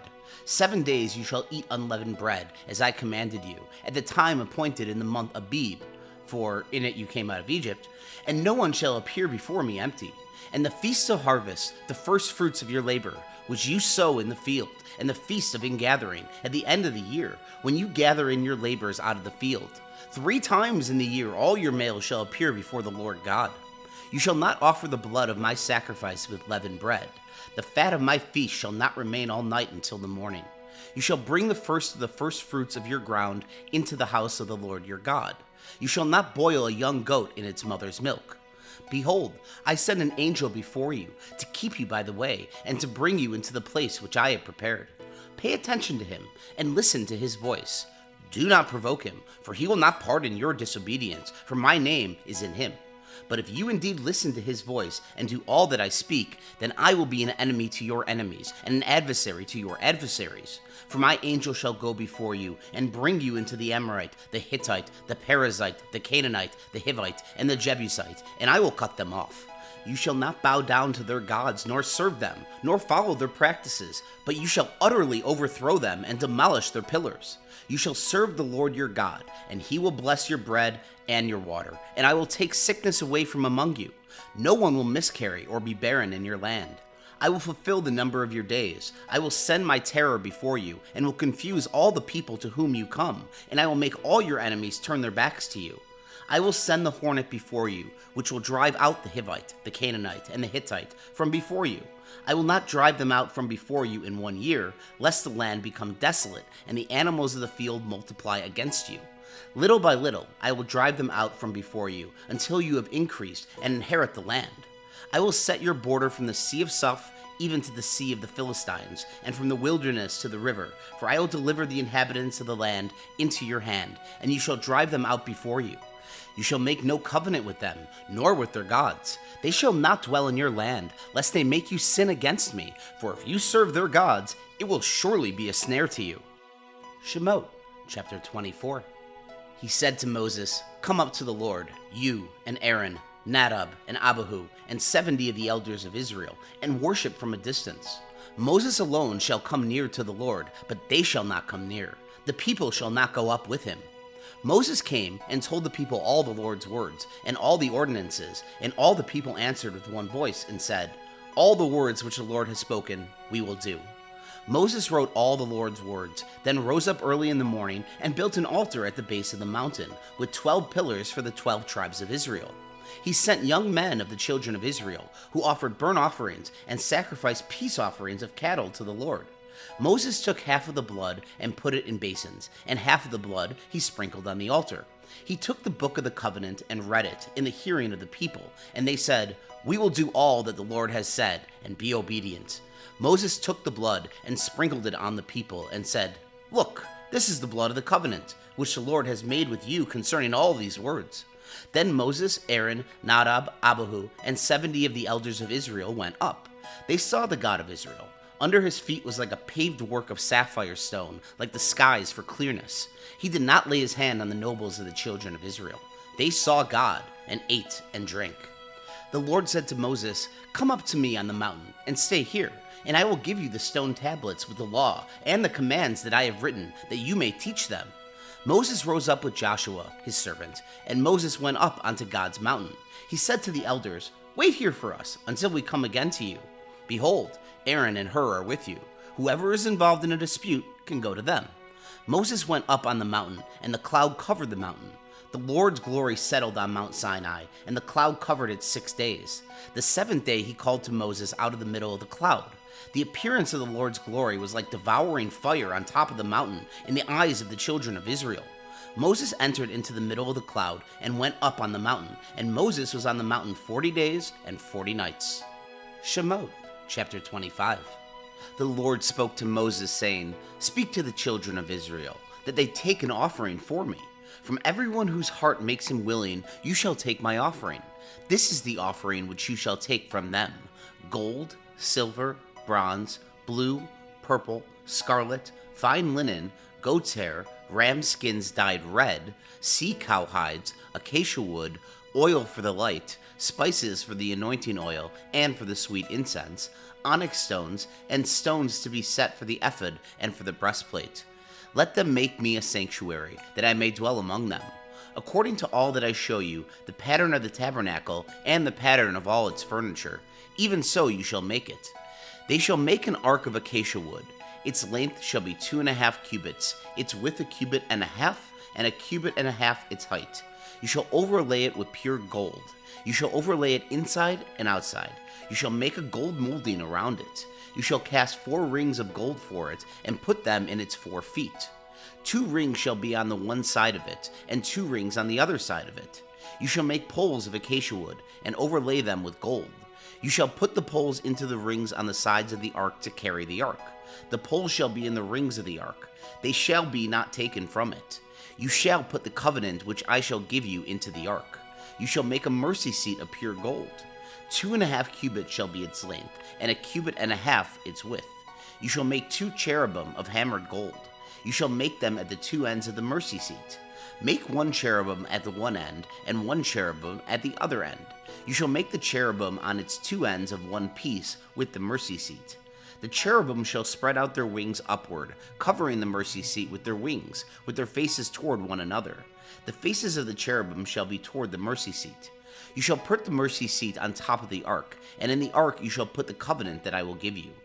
There I will meet with you, and I will tell you from above the mercy seat, from between the 2 cherubim which are on the ark of the covenant, all that I command you for the children of Israel.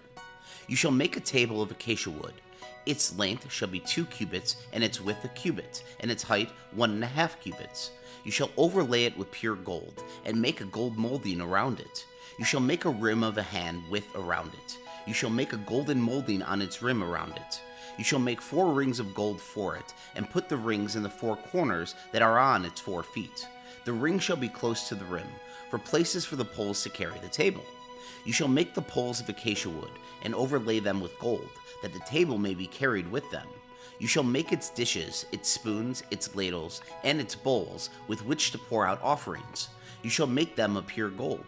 You shall set bread of the presence on the table before me always. You shall make a lampstand of pure gold. The lampstand shall be made of hammered work. Its base, its shaft, its cups, its buds, and its flowers shall be of one piece with it. There shall be 6 branches going out of its sides. 3 branches of the lampstand out of its one side, and 3 branches of the lampstand out of its other side.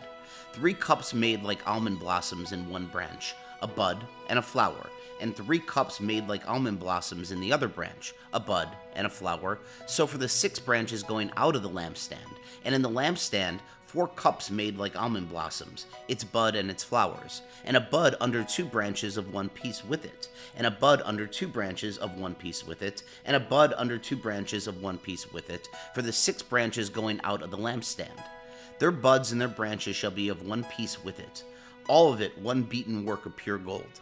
You shall make its lamps 7, and they shall light its lamps to give light to the space in front of it. Its snuffers and its snuff dishes shall be of pure gold. It shall be made of a talent of pure gold, with all these accessories. See that you make them after their pattern, which has been shown to you on the mountain.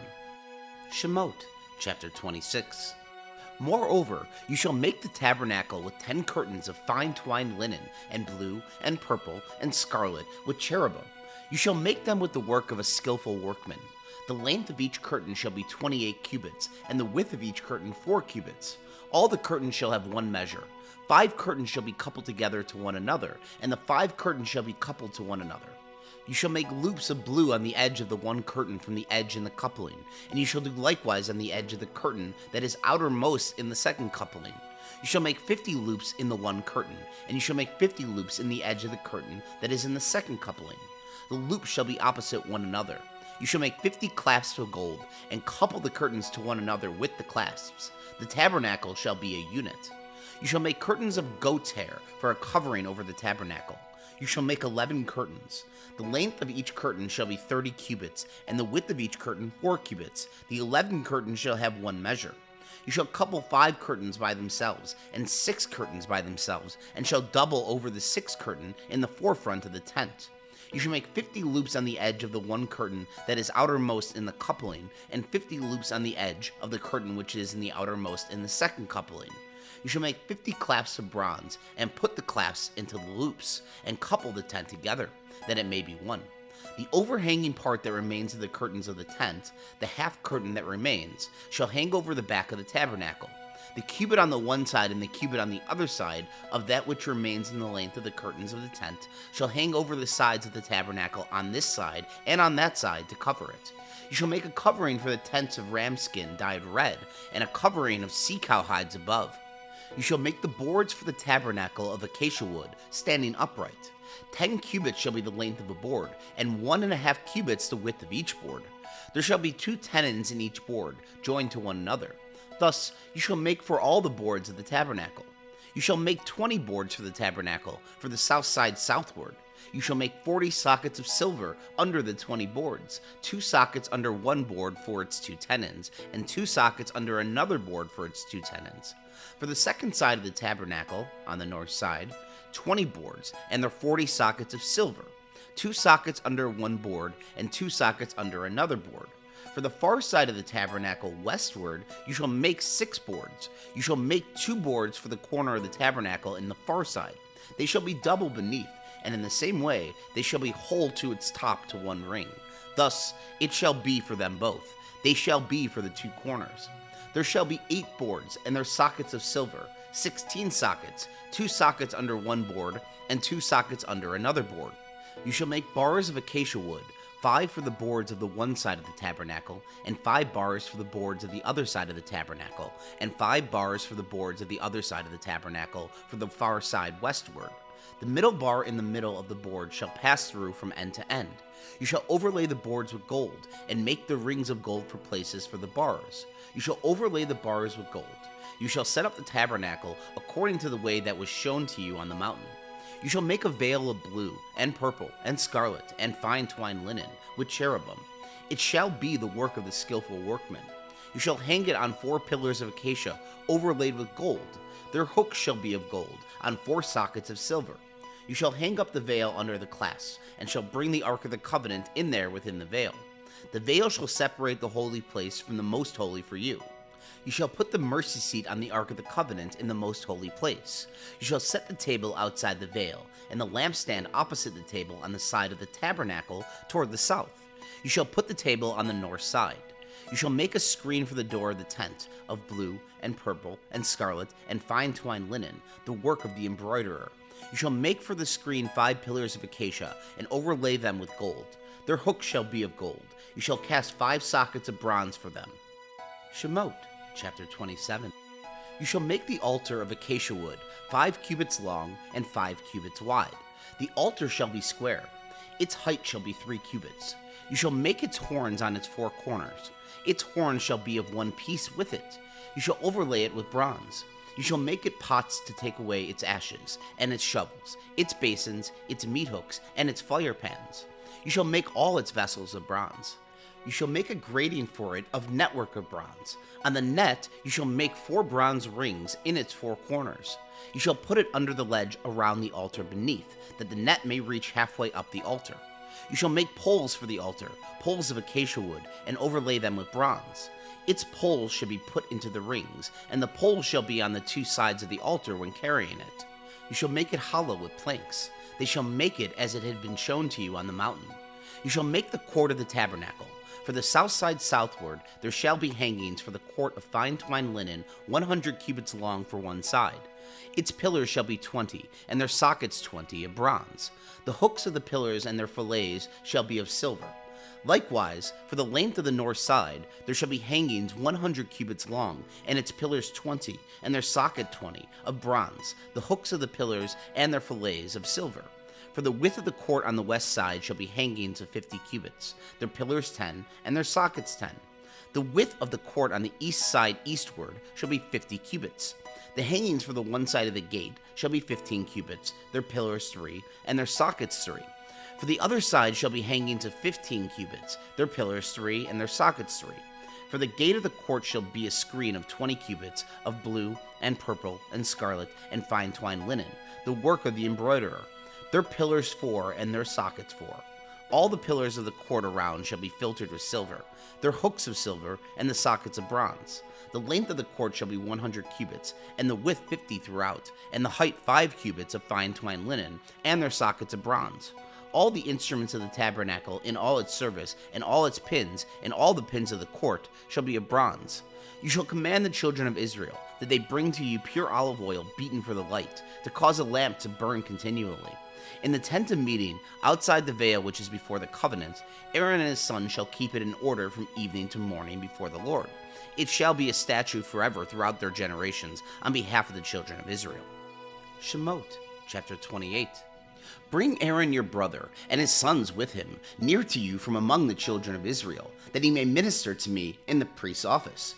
Aaron with Nadab, Abihu, Eleazar, and Ithamar, Aaron's sons. You shall make holy garments for Aaron your brother, for glory and for beauty. You shall speak to all those who are wise-hearted, whom I have filled with the spirit of wisdom, that they may make Aaron's garments to sanctify him, that he may minister to me in the priest's office. These are the garments which they shall make: a breastplate, an ephod, a robe, a fitted tunic, a turban, and a sash. They shall make holy garments for Aaron your brother and his sons, that he may minister to me in the priest's office. They shall use the gold, and the blue, and the purple, and the scarlet, and the fine linen. They shall make the ephod of gold, blue, purple, scarlet, and fine twined linen, the work of the skillful workman. It shall have 2 shoulder straps joined to the 2 ends of it, that it may be joined together. The skillfully woven band, which is on it, shall be like its works, and of the same piece, of gold, blue, purple, scarlet, and fine twined linen. You shall take 2 onyx stones, and engrave on them the names of the children of Israel, 6 of their names on the one stone, and the names of the 6 that remain on the other stone, in the order of their birth. With the work of an engraver in stone, like the engravings of a signet, you shall engrave the 2 stones, according to the names of the children of Israel. You shall make them to be enclosed in settings of gold. You shall put the 2 stones on the shoulder straps of the ephod, to be stones of memorial for the children of Israel. Aaron shall bear their names before the Lord on his 2 shoulders for a memorial. You shall make settings of gold, and 2 chains of pure gold. You shall make them like cords of braided work. You shall put the braided chains on the settings. You shall make a breastplate of judgment, the work of the skillful workman, like the work of the ephod. You shall make of it, of gold, of blue, and purple, and scarlet, and fine twined linen. You shall make it. It shall be square and folded double. A span shall be its length, and a span its width. You shall set in its settings of stone 4 rows of stones. A row of ruby, topaz, and beryl shall be the first row. And the second row a turquoise, a sapphire, and an emerald. And the third row a jacinth, an agate, and an amethyst. And the fourth row a chrysolite, an onyx, and a jasper. They shall be enclosed in gold in their settings. The stones shall be according to the names of the children of Israel, 12 according to their names, like the engravings of a signet, everyone according to his name. They shall be for the 12 tribes. You shall make on the breastplate chains like cords, a braided work of pure gold. You shall make on the breastplate 2 rings of gold, and shall put the 2 rings on the 2 ends of the breastplate. You shall put the 2 braided chains of gold in the 2 rings at the ends of the breastplate. The other 2 ends of the 2 braided chains you shall put on the 2 settings, and put them on the shoulder straps of the ephod in its forepart. You shall make 2 rings of gold, and you shall put them on the 2 ends of the breastplate on its edge, which is toward the side of the ephod inward. You shall make 2 rings of gold, and shall put them on the 2 shoulder straps of the ephod underneath, in its forepart, close by its coupling, above the skillfully woven band of the ephod. They shall bind the breastplate by its rings to the rings of the ephod with a lace of blue, that it may be on the skillfully woven band of the ephod, and that the breastplate may not swing out from the ephod. Aaron shall bear the names of the children of Israel in the breastplate of judgment on his heart when he goes into the holy place, for a memorial before the Lord continually. You shall put in the breastplate of judgment the Urim and the Thummim, and they shall be on Aaron's heart when he goes in before the Lord. Aaron shall bear the judgment of the children of Israel on his heart before the Lord continually. You shall make the robe of the ephod olive blue. It shall have a hole for the head in the middle of it. It shall have a binding of woven works around its hole, as if it were the hole of a coat of mail, that it not be torn. On its hem you shall make pomegranates of blue, and of purple, and of scarlet, all around its hem, with bells of gold between and around them. A golden bell and a pomegranate, a golden bell and a pomegranate around the hem of the robe. It shall be on Aaron to minister, and its sound shall be heard when he goes into the holy place before the Lord, and when he comes out, that he not die. You shall make a plate of pure gold, and engrave on it like the engravings of a signet, holy to the Lord. You shall put it on a lace of blue, and it shall be on the sash.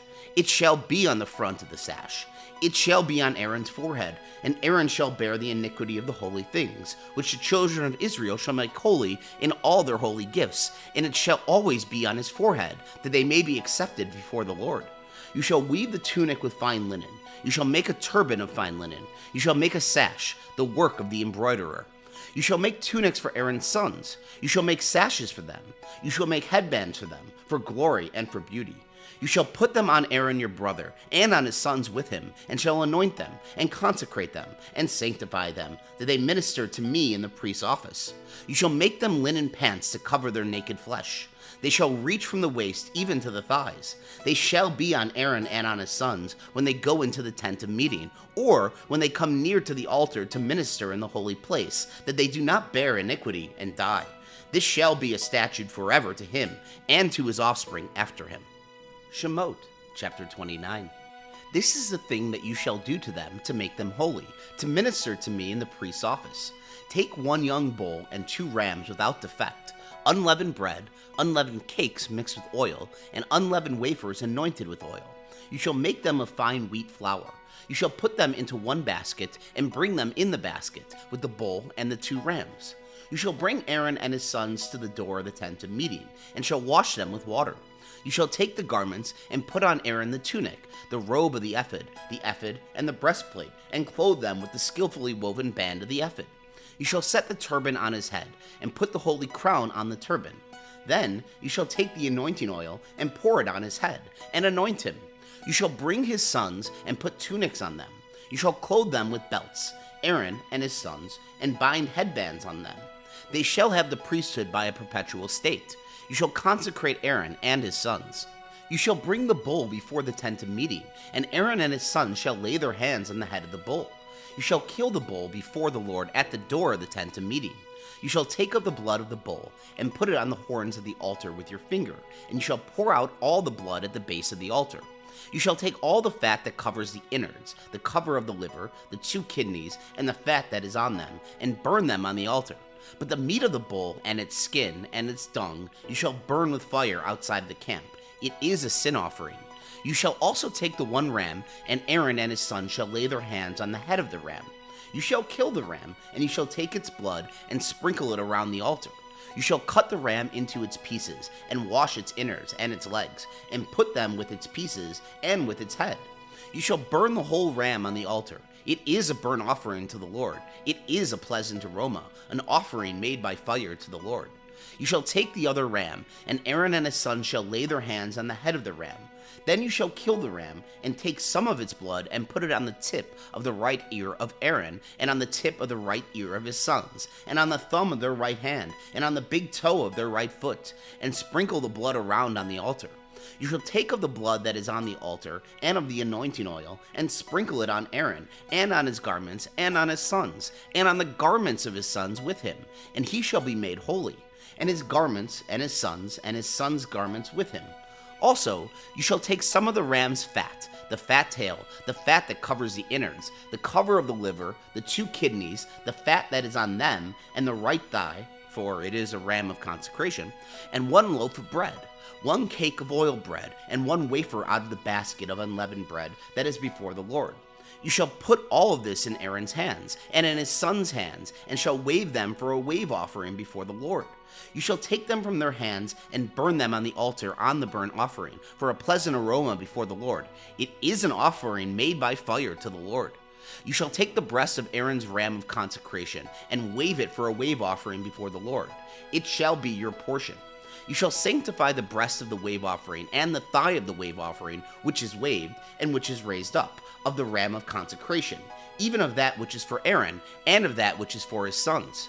It shall be for Aaron and his sons as their portion forever from the children of Israel, for it is a wave offering. It shall be a wave offering from the children of Israel, the sacrifices of their peace offerings, even their wave offering to the Lord. The holy garments of Aaron shall be for his sons after him, to be anointed in them, and to be consecrated in them. 7 days shall the son who is a priest in his place put them on, when he comes into the tent of meeting, to minister in the holy place. You shall take the ram of consecration, and boil its meat in a holy place. Aaron and his sons shall eat the meat of the ram, and the bread that is in the basket, at the door of the tent of meeting. They shall eat those things with which atonement was made, to consecrate and sanctify them, but a stranger shall not eat of it, because they are holy. If anything of the meat of the consecration, or of the bread remains to the morning, then you shall burn the remainder with fire. It shall not be eaten, because it is holy.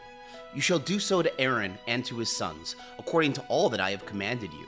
You shall consecrate them 7 days. Every day you shall offer the bull of sin offering for atonement. You shall cleanse the altar when you make atonement for it. You shall anoint it to sanctify it. 7 days you shall make atonement for the altar and sanctify it, and the altar shall be most holy. Whatever touches the altar shall be holy. Now this is that which you shall offer on the altar: 2 lambs a year old day by day continually. The 1 lamb you shall offer in the morning, and the other lamb you shall offer at evening. And with the 1 lamb, 1/10 part of an ephah of fine flour mixed with the 4th part of a hin of beaten oil, and the 4th part of a hin of wine for a drink offering. The other lamb you shall offer at evening, and shall do it according to the meal offering of the morning, and according to its drink offering, for a pleasant aroma, an offering made by fire to the Lord. It shall be a continual burnt offering throughout your generations, at the door of the tent of meeting before the Lord, where I will meet with you, to speak there to you. There I will meet with the children of Israel, and the place shall be sanctified by my glory. I will sanctify the tent of meeting and the altar. I will also sanctify Aaron and his sons to minister to me in the priest's office. I will dwell among the children of Israel, and will be their God. They shall know that I am the Lord their God, who brought them out of the land of Egypt, that I might dwell among them. I am the Lord their God. Shemot, chapter 30. You shall make an altar to burn incense on. You shall make it of acacia wood. Its length shall be a cubit, and its width a cubit. It shall be square, and its height shall be 2 cubits. Its horn shall be of 1 piece with it. You shall overlay it with pure gold, its top, its sides around it, and its horns, and you shall make a gold molding around it. You shall make 2 golden rings for it under its molding, on its 2 ribs, on its 2 sides you shall make them, and they shall be for places for poles with which to bear it. You shall make the poles of acacia wood, and overlay them with gold. You shall put it before the veil that is by the ark of the covenant, before the mercy seat that is over the covenant, where I will meet with you. Aaron shall burn incense of sweet spices on it every morning. When he tends the lamps, he shall burn it. When Aaron lights the lamps at evening, he shall burn it, a perpetual incense before the Lord throughout your generations. You shall offer no strange incense on it, nor burnt offerings, nor meal offerings, and you shall pour no drink offering on it. Aaron shall make atonement on its horns once in the year. With the blood of the sin offering of atonement once in the year, he shall make atonement for it throughout your generations. It is most holy to the Lord. The Lord spoke to Moses, saying, When you take a census of the children of Israel, according to those who are counted among them, then each man shall be given a ransom for his soul to the Lord when you count them, that there be no plague among them when you count them. They shall give this, everyone who passes over to those who are counted, half a shekel according to the shekel of the sanctuary. The shekel is 20 gerahs, half a shekel for an offering to the Lord. Everyone who passes over to those who are counted, from 20 years old and upward, shall give the offering to the Lord. The rich shall not give more, and the poor shall not give less than the half shekel, when they give the offering to the Lord to make atonement for your souls. You shall take the atonement money from the children of Israel, and shall appoint it for the service of the tent of meeting, that it may be a memorial for the children of Israel before the Lord to make atonement for your souls. The Lord spoke to Moses, saying, You shall also make a basin of bronze, and its base of bronze, in which to wash. You shall put it between the tent of meeting and the altar, and you shall put water in it. Aaron and his sons shall wash their hands and their feet in it. When they go into the tent of meeting, they shall wash with water, that they not die, or when they come near to the altar to minister, to burn an offering made by fire to the Lord. So they shall wash their hands and their feet, that they not die. This shall be a statute forever to them, even to him and to his descendants throughout their generations. Moreover, the Lord spoke to Moses, saying, Also take fine spices, of liquid myrrh, 500 shekels, and of fragrant cinnamon half as much, even 250, and of fragrant cane, 250, and of cassia, 500, according to the shekel of the sanctuary, and a hin of olive oil. You shall make it into a holy anointing oil, a perfume compounded after the art of the perfumer. It shall be a holy anointing oil. You shall use it to the anointing of the tent of meeting, the ark of the covenant, the table and all its articles, the lampstand and its accessories, the altar of incense, the altar of burnt offering with all its utensils, and the basin with its base. You shall sanctify them, that they may be most holy. Whatever touches them shall be holy. You shall anoint Aaron and his sons, and sanctify them, that they may minister to me in the priest's office. You shall speak to the children of Israel, saying, This shall be a holy anointing oil to me throughout your generations. It shall not be poured on a man's flesh, and do not make any like it, according to its composition. It is holy. It shall be holy to you. Whoever compounds any like it, or whoever puts any of it on a stranger, he shall be cut off from his people. The Lord said to Moses, Take to yourself sweet spices, gum resin, ansha, and galbanum, sweet spices with pure frankincense. There shall be an equal weight of each. You shall make incense of it, a perfume after the art of the perfumer, seasoned with salt, pure and holy. You shall beat some of it very small, and put some of it on the covenant in the tent of meeting, where I will meet with you. It shall be to you most holy. You shall not make this incense according to its composition for yourselves. It shall be to you holy for the Lord. Whoever shall make any like that, to smell of it, he shall be cut off from his people. Shemot, chapter 31. The Lord spoke to Moses, saying, Behold, I have called by my name Bezalel, the son of Uri, the son of Hur, of the tribe of Judah. I have filled him with the Spirit of God, in wisdom and in understanding, and in knowledge, and in all kinds of workmanship, to devise skillful works, to work in gold, and in silver, and in bronze, and in cutting of stones for setting, and in carving of wood, to work in all kinds of workmanship. Behold, I myself have appointed with him Oliab, the son of Ashmach, of the tribe of Dan, and in the heart of all those who are wise-hearted I have put wisdom, that they make all that I have commanded you. The tent of meeting, the ark of the covenant, the mercy seat that is on it, all the furniture of the tent, the table and its vessels, the pure lampstand with all its vessels, the altar of incense, the altar of burnt offering with all its vessels, the basin and its base, the finely worked garments, the holy garments for Aaron the priest, the garments of his sons to minister in the priest's office, the anointing oil and the incense of sweet spices for the holy place, according to all that I have commanded you, they shall do. the Lord spoke to Moses, saying, Speak also to the children of Israel, saying, Most certainly you shall keep my Sabbaths, for it is a sign between me and you throughout your generations, that you may know that I am the Lord who sanctifies you. You shall keep the Sabbath, therefore, for it is holy to you. Everyone who profanes it shall surely be put to death. For whoever does any work therein, that soul shall be cut off from among his people. 6 days shall work be done, but on the 7th day is a Sabbath of solemn rest, holy to the Lord. Whoever does any work on the Sabbath day shall surely be put to death. Therefore, the children of Israel shall keep the Sabbath, to observe the Sabbath throughout their generations, for a perpetual covenant. It is a sign between me and the children of Israel forever. For in the 6 days the Lord made heaven and earth, and on the 7th day he rested and was refreshed. When he finished speaking with him on Mount Sinai, he gave Moses the 2 tablets of the covenant, stone tablets written with God's finger. Shemot, chapter 32. When the people saw that Moses delayed coming down from the mountain, the people gathered themselves together to Aaron, and said to him, Come, make us gods, which shall go before us. For as for this, Moses, the man who brought us up out of the land of Egypt, we do not know what has become of him. Aaron said to them, Take off the golden rings, which are in the ears of your wives, of your sons, and of your daughters, and bring them to me. All the people took off the golden rings which were in their ears, and brought them to Aaron. He received what they handed him, fashioned it with an engraving tool, and made it into a molded calf.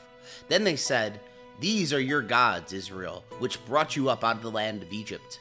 When Aaron saw this, he built an altar before it, and Aaron made a proclamation and said, Tomorrow shall be a feast to the Lord.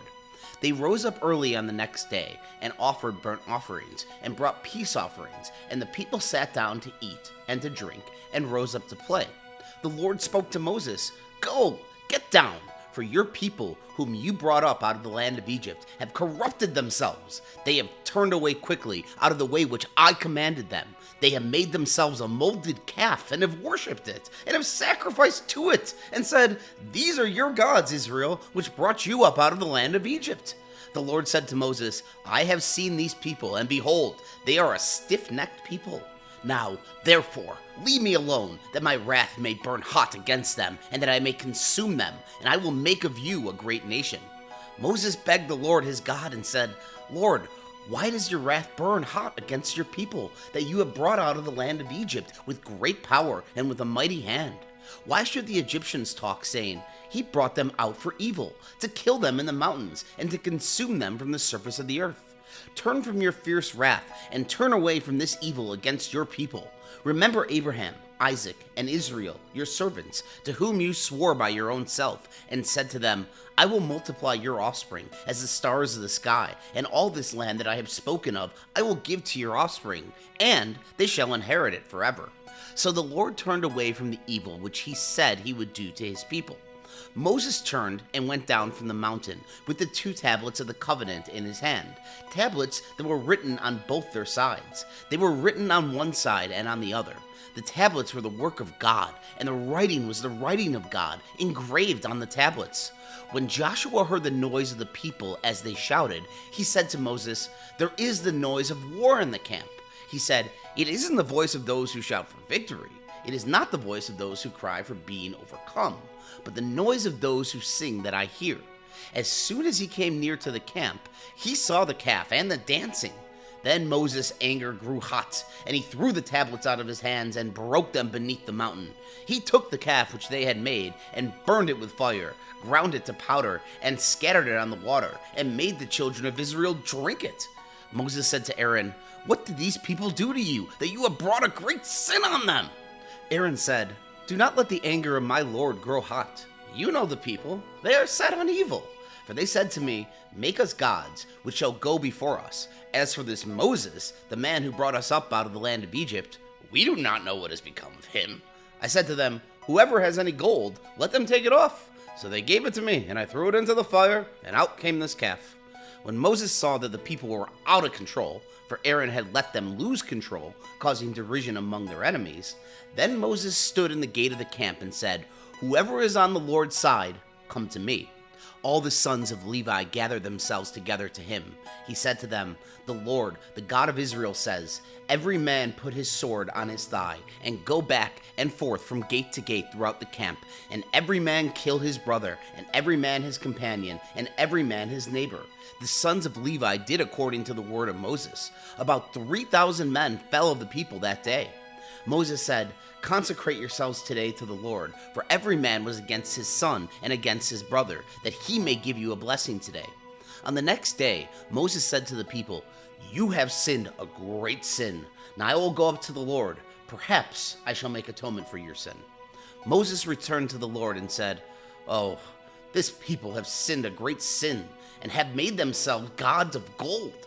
Yet now, if you will, forgive their sin, and if not, please blot me out of your book which you have written." The Lord said to Moses, "Whoever has sinned against me, I will blot him out of my book. Now go, lead the people to the place of which I have spoken to you. Behold, my angel shall go before you. Nevertheless, in the day when I punish, I will punish them for their sin." The Lord struck the people because of what they did with the calf which Aaron made. Shemot, chapter 33. The Lord spoke to Moses, "Depart, go up from here, you and the people that you have brought up out of the land of Egypt, to the land of which I swore to Abraham, to Isaac, and to Jacob, saying, I will give it to your offspring. I will send an angel before you, and I will drive out the Canaanite, the Amorite, and the Hittite, and the Perizzite, and the Hivite, and the Jebusite. Go to a land flowing with milk and honey, but I will not go up among you, for you are a stiff-necked people, lest I consume you on the way." When the people heard this evil news, they mourned, and no one put on his jewelry. The Lord had said to Moses, "Tell the children of Israel, you are a stiff-necked people. If I were to go up among you for one moment, I would consume you. Therefore, now take off your jewelry from you, that I may know what to do to you." The children of Israel stripped themselves of their jewelry from Mount Horeb onward. Now Moses used to take that tent and pitch it outside the camp, far away from the camp, and he called it the tent of meeting. Everyone who sought the Lord went out to the tent of meeting, which was outside the camp. When Moses went out to the tent, all the people rose up and stood, everyone at their tent door, and watched Moses until he had gone into the tent. When Moses entered into the tent, the pillar of cloud descended, stood at the door of the tent, and the Lord spoke with Moses. All the people saw the pillar of cloud stand at the door of the tent, and all the people rose up and worshipped, everyone at their tent door. The Lord spoke to Moses face to face, as a man speaks to his friend. He turned again into the camp, but his servant Joshua, the son of Nun, a young man, did not depart from the tent. Moses said to the Lord, "Behold, you tell me, bring up this people, and you have not let me know whom you will send with me. Yet you have said, I know you by name, and you have also found favor in my sight. Now therefore, if I have found favor in your sight, please show me your way, now that I may know you, so that I may find favor in your sight, and consider that this nation is your people." He said, "My presence will go with you, and I will give you rest." Moses said to him, "If your presence does not go with me, do not carry us up from here. For how would people know that I have found favor in your sight, I and your people? Isn't it that you go with us so that we are separated, I and your people, from all the people who are on the surface of the earth?" The Lord said to Moses, "I will do this thing also that you have spoken, for you have found favor in my sight, and I know you by name."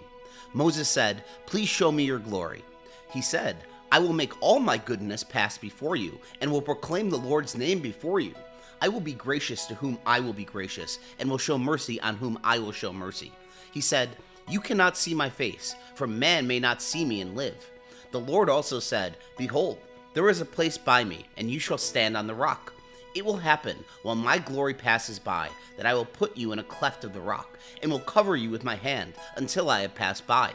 Then I will take away my hand, and you will see my back, but my face shall not be seen." Shemot, chapter 34. The Lord said to Moses, "Chisel 2 stone tablets like the first. I will write on the tablets the words that were on the first tablets which you broke. Be ready by the morning, and come up in the morning to Mount Sinai, and present yourself there to me on the top of the mountain. No one shall come up with you, or be seen anywhere on the mountain. Do not let the flocks or herds graze in front of that mountain. He chiseled 2 stone tablets like the first. Then Moses rose up early in the morning and went up to Mount Sinai as the Lord had commanded him, and took in his hand 2 stone tablets. The Lord descended in the cloud and stood with him there, and proclaimed the Lord's name. The Lord passed by before him and proclaimed, the Lord, a merciful and gracious God, slow to anger and abundant in loving kindness and truth, keeping loving kindness for thousands, forgiving iniquity and disobedience and sin, and who will by no means clear the guilty, visiting the iniquity of the fathers on the children, and on the children's children, on the 3rd and on the 4th generation. Moses hurried and bowed his head toward the earth and worshipped. He said, If now I have found favor in your sight, Lord, please let the Lord go among us, even though this is a stiff-necked people. Pardon our iniquity and our sin, and take us for your inheritance. He said, Behold, I make a covenant before all your people. I will do marvels, such as have not been worked in all the earth, nor in any nation, and all the people among whom you are shall see the work of the Lord, for it is an awesome thing that I do with you. Observe that which I command you today. Behold, I will drive out before you the Amorite, the Canaanite, the Hittite, the Perizzite, the Hivite, and the Jebusite. Be careful, lest you make a covenant with the inhabitants of the land where you are going, lest it be for a snare among you. But you shall break down their altars, and dash in pieces their pillars, and you shall cut down their Asherah poles, for you shall worship no other God. For the Lord, whose name is jealous, is a jealous God. Do not make a covenant with the inhabitants of the land, lest they play the prostitute after their gods, and sacrifice to their gods. And one call you, and you eat of his sacrifice, and you take of their daughters to your sons, and their daughters play the prostitute after their gods, and make your sons play the prostitute after their gods. You shall make no cast idols for yourself. You shall keep the feast of unleavened bread. 7 days you shall eat unleavened bread, as I commanded you, at the time appointed in the month Abib. For in the month Abib you came out of Egypt. All that opens the womb is mine, and all your livestock that is male, the firstborn of cow and sheep, you shall redeem the firstborn of a donkey with a lamb. If you will not redeem it, then you shall break its neck. You shall redeem all the firstborn of your sons. No one shall appear before me empty. 6 days you shall work, but on the 7th day you shall rest. In plowing time and in harvest you shall rest. You shall observe the Feast of Weeks with the first fruits of wheat harvest, and the Feast of Harvest at the year's end. 3 times in the year all your males shall appear before the Lord God, the God of Israel. For I will drive out nations before you and enlarge your borders. Neither shall any man desire your land when you go up to appear before the Lord your God 3 times in the year. You shall not offer the blood of my sacrifice with leavened bread. The sacrifice of the feast of the Passover shall not be left to the morning. You shall bring the first of the first fruits of your ground to the house of the Lord your God. You shall not boil a young goat in its mother's milk. The Lord said to Moses, Write these words, for in accordance with these words I have made a covenant with you and with Israel. He was there with the Lord 40 days and 40 nights. He neither ate bread nor drank water. He wrote on the tablets the words of the covenant, the 10 commandments. When Moses came down from Mount Sinai with the 2 tablets of the covenant in Moses' hand, when he came down from the mountain, Moses did not know that the skin of his face shone by reason of his speaking with him. When Aaron and all the children of Israel saw Moses, behold, the skin of his face shone, and they were afraid to come near him. Moses called to them, and Aaron and all the rulers of the congregation returned to him, and Moses spoke to them. Afterward, all the children of Israel came near, and gave them all the commandments that the Lord had spoken with him on Mount Sinai. When Moses was done speaking with them, he put a veil on his face. But when Moses went in before the Lord to speak with him, he took the veil off until he came out. And he spoke out, and spoke to the children of Israel that which he has commanded. The children of Israel saw Moses' face, that the skin of Moses' face shone. So Moses put the veil on his face again until he went in to speak with him. Shemot, chapter 35. Moses assembled all the congregation of the children of Israel and said to them, These are the words which the Lord has commanded, that you should do them. 6 days shall work be done, but on the 7th day there shall be a holy day for you, a Sabbath of solemn rest to the Lord. Whoever does any work in it shall be put to death. You shall kindle no fire throughout your habitations on the Sabbath day. Moses spoke to all the congregation of the children of Israel, saying, This is the thing which the Lord commanded, saying, Take from among you an offering to the Lord.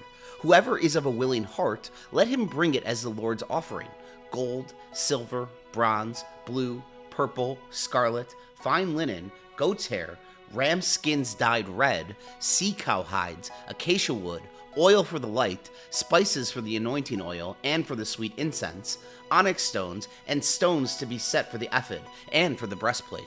Let every wise-hearted man among you come, and make all that the Lord has commanded: the tabernacle, its outer covering, its roof, its clasps, its boards, its bars, its pillars, and its sockets, the ark and its poles, the mercy seat, the veil of the screen, the table with its poles and all its vessels, and the showbread, the lampstand also for the light, with its vessels, its lamps, and the oil for the light, and the altar of incense with its poles, the anointing oil, the sweet incense, the screen for the door, at the door of the tabernacle, the altar of burnt offering with its grating of bronze, its poles, and all its vessels, the basin and its base, the hangings of the court, its pillars, their sockets, and the screen for the gate of the court, the pins of the tabernacle, the pins of the court, and their cords, the finely worked garments for ministering in the holy place, the holy garments for Aaron the priest, and the garments of his sons to minister in the priest's office.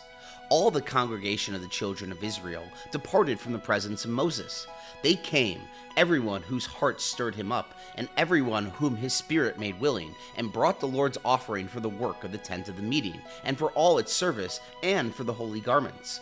They came, both men and women, as many as were willing-hearted, and brought brooches, earrings, signet rings, and armlets, all jewels of gold, even every man who offered an offering of gold to the Lord. Everyone with whom was found blue, purple, scarlet, fine linen, goat's hair, ram skin dyed red, and sea cow hides brought them. Everyone who offered an offering of silver and bronze brought the Lord's offering, and everyone with whom was found acacia wood for any work of the service brought it.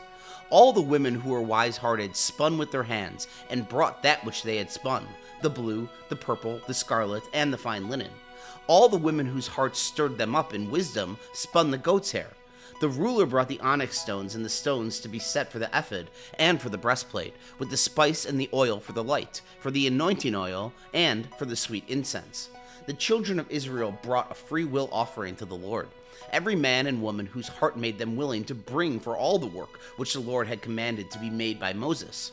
Moses said to the children of Israel, Behold, the Lord has called by my name Bezalel, the son of Uri, the son of Hur, of the tribe of Judah. He has filled him with the Spirit of God, in wisdom, in understanding, in knowledge, and in all kinds of workmanship, and to make skillful works, to work in gold, in silver, in bronze, in cutting of stones for setting, and in carving of wood, to work in all kinds of skillful workmanship. He has put in his heart that may he teach, both he and Oliab, the son of Ashmakach, of the tribe of Dan. He has filled them with the wisdom of heart to work all kinds of workmanship, of the engraver, of the skillful workman, and of the embroiderer, in blue, in purple, in scarlet, and in fine linen, and of the weaver, even of those who do any workmanship, and of those who make skillful works. Shemot, chapter 36. Bezalel and Oliab shall work with every wise-hearted man in whom the Lord has put wisdom and understanding, to know how to do all the work for the service of the sanctuary, according to all that the Lord has commanded.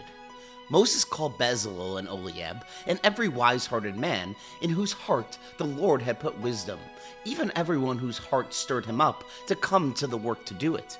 They received from Moses all the offering which the children of Israel had brought for the work of the service of the sanctuary, with which to make it. They kept bringing free will offerings to him every morning. All the wise men who performed all the work of the sanctuary, each came from his work which he did. They spoke to Moses, saying, The people have brought much more than enough for the service of the work which the Lord commanded to make. Moses gave a commandment, and they caused it to be proclaimed throughout the camp, saying, Let neither man nor woman make anything else for the offering for the sanctuary. So the people were restrained from bringing, for the stuff that they had was sufficient to do all the work, and too much. All the wise-hearted men among those who did the work made the tabernacle with 10 curtains of fine twined linen, blue, purple, and scarlet. They made them with cherubim, the work of a skillful workman. The length of each curtain was 28 cubits, and the width of each curtain 4 cubits. All the curtains had one measure. He coupled 5 curtains to one another, and the other 5 curtains he coupled to one another. He made loops of blue on the edge of the one curtain from the edge in the coupling. Likewise, he made in the edge of the curtain that was outermost in the second coupling.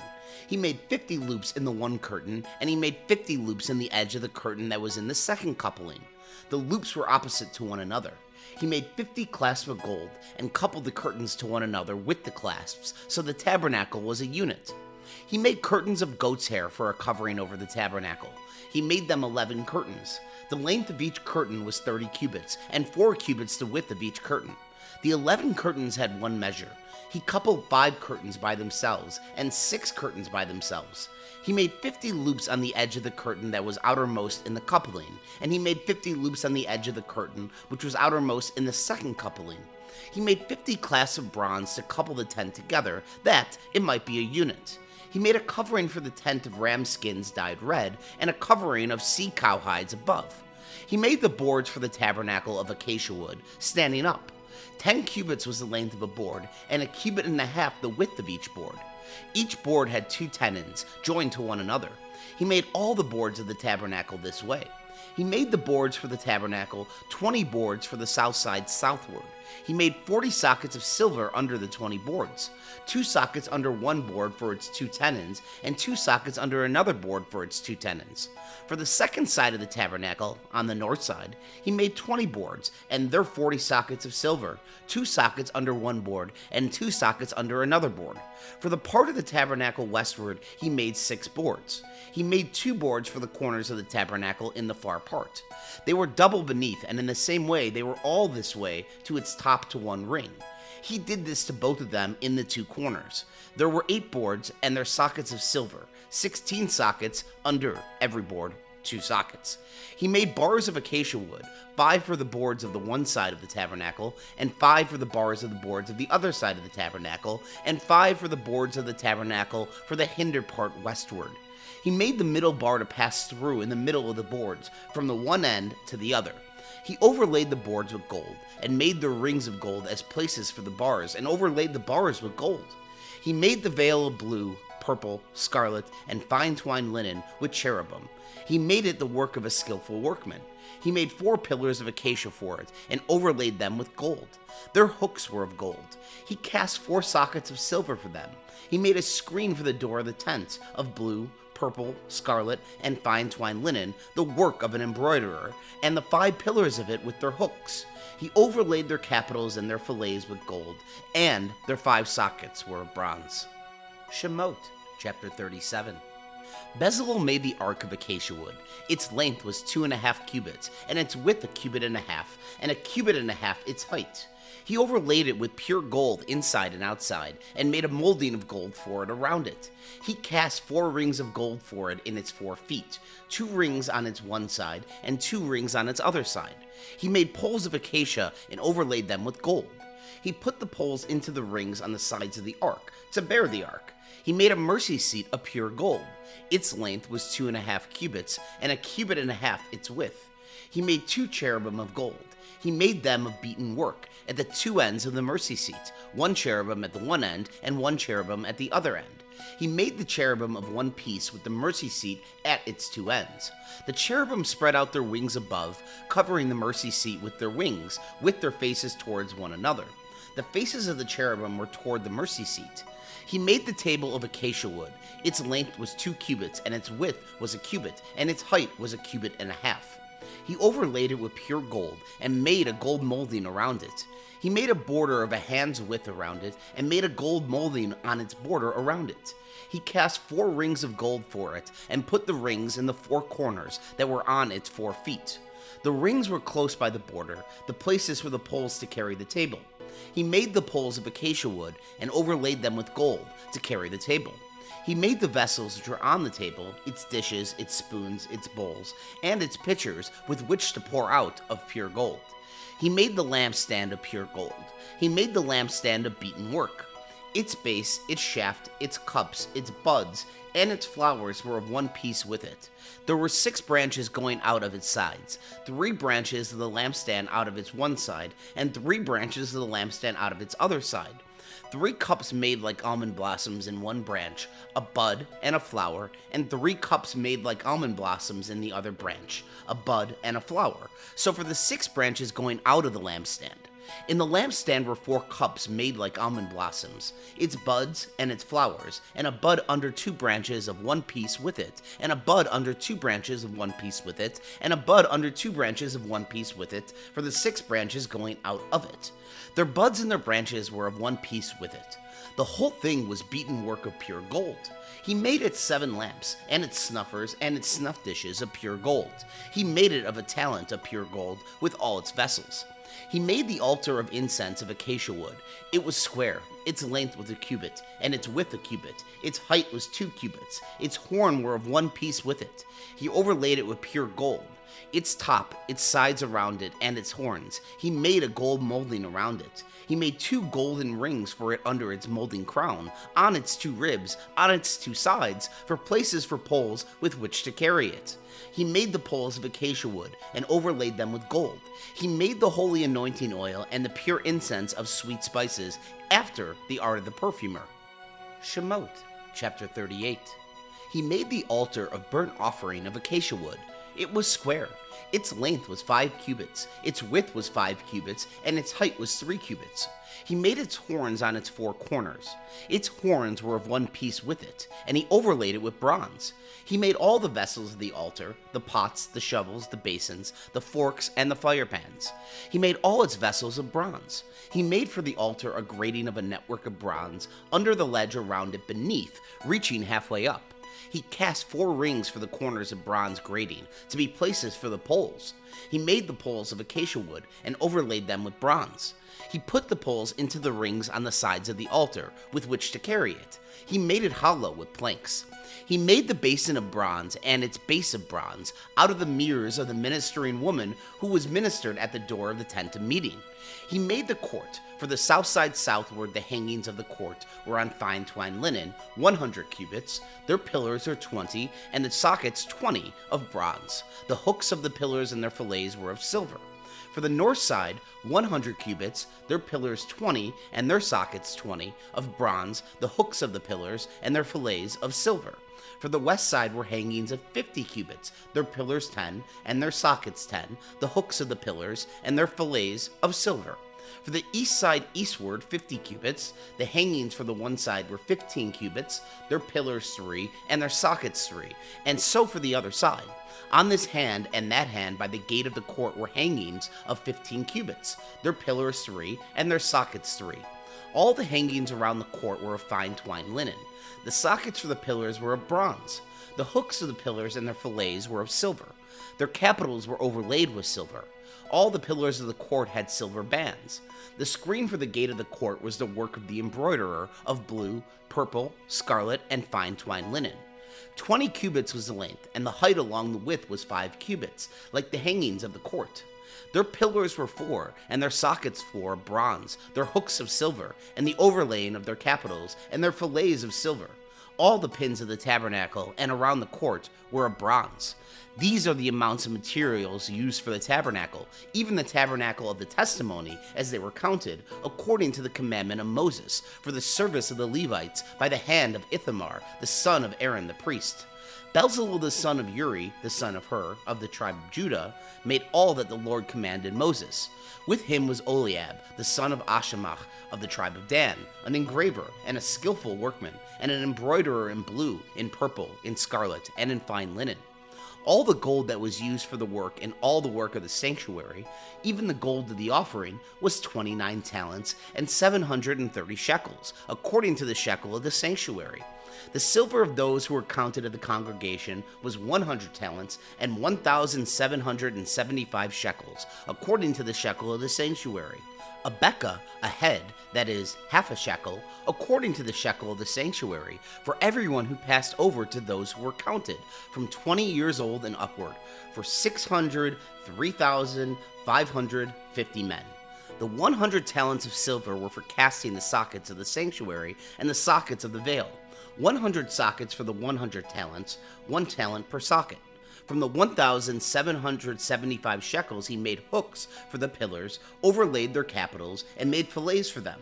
The bronze of the offering was 70 talents and 2,400 shekels. With this he made the sockets to the door of the tent of meeting, the bronze altar, the bronze grating for it, all the vessels of the altar, the sockets around the court, the sockets of the gate of the court, all the pins of the tabernacle, and all the pins around the court. Shemot, chapter 39. Of the blue, purple, and scarlet, they made finely worked garments for ministering in the holy place, and made the holy garments for Aaron, as the Lord commanded Moses. He made the ephod of gold, blue, purple, scarlet, and fine twined linen. They beat the gold into thin plates, and cut it into wires, to work it in with the blue, the purple, the scarlet, and the fine linen, the work of the skillful workmen. They made shoulder straps for it, joined together. It was joined together at the two ends. The skillfully woven band that was on it, with which it was fastened on, was of the same piece, like its work of gold, of blue, purple, scarlet, and fine twined linen, as the Lord commanded Moses. They worked the onyx stones, enclosed in settings of gold, engraved with the engravings of a signet, according to the names of the children of Israel. He put them on the shoulder straps of the ephod, to be stones of memorial for the children of Israel, as the Lord commanded Moses. He made the breastplate, the work of a skillful workman, like the work of the ephod, of gold, of blue, purple, scarlet, and fine twined linen. It was square. They made the breastplate double. Its length was a span, and its width a span, being double. They set it in 4 rows of stones. A row of ruby, topaz, and beryl was the first row, and the second row a turquoise, a sapphire, and an emerald, and the third row a jacinth, an agate, and an amethyst, and the fourth row a chrysolite, an onyx, and a jasper. They were enclosed in gold settings.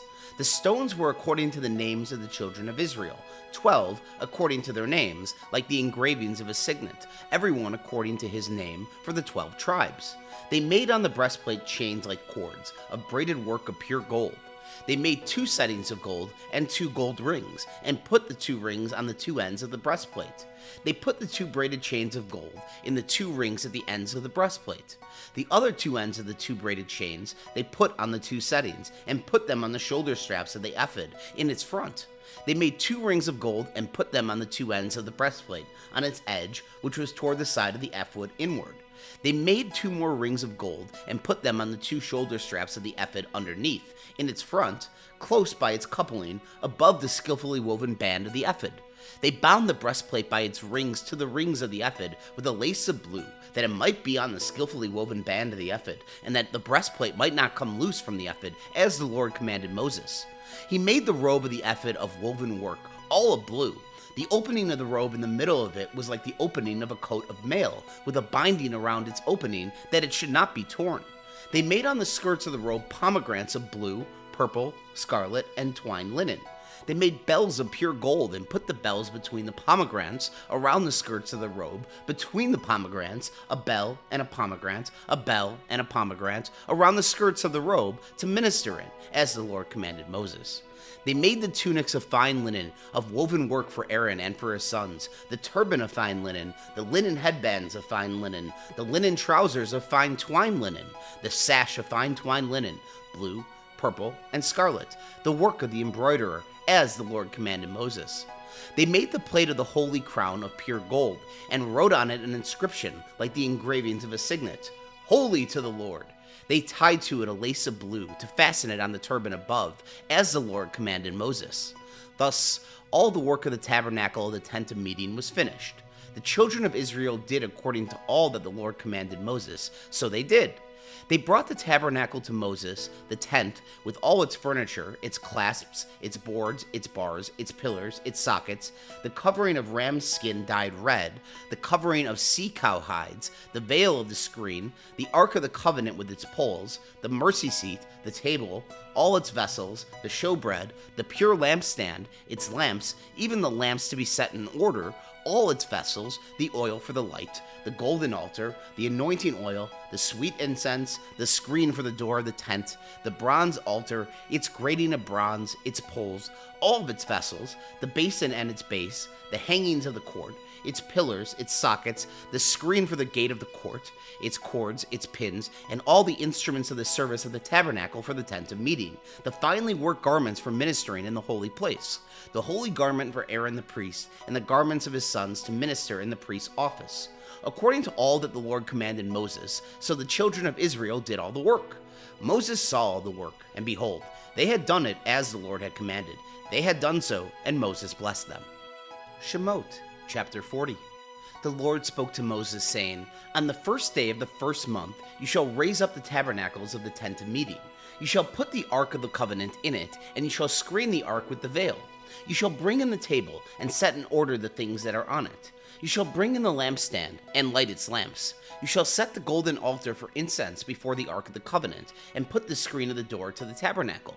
You shall set the altar of burnt offering before the door of the tabernacle of the tent of meeting. You shall set the basin between the tent of meeting and the altar, and shall put water therein. You shall set up the court around it, and hang up the screen of the gate of the court. You shall take the anointing oil, and anoint the tabernacle, and all that is in it, and shall make it holy, and all its furniture, and all will be holy. You shall anoint the altar of burnt offering with all its vessels, and sanctify the altar, and the altar will be most holy. You shall anoint the basin and its base, and sanctify it. You shall bring Aaron and his sons to the door of the tent of meeting, and shall wash them with water. You shall put on Aaron the holy garments, and shall anoint him, and sanctify him, that he may minister to me in the priest's office. You shall bring his sons, and put tunics on them. You shall anoint them as you anointed their father, that they may minister to me in the priest's office.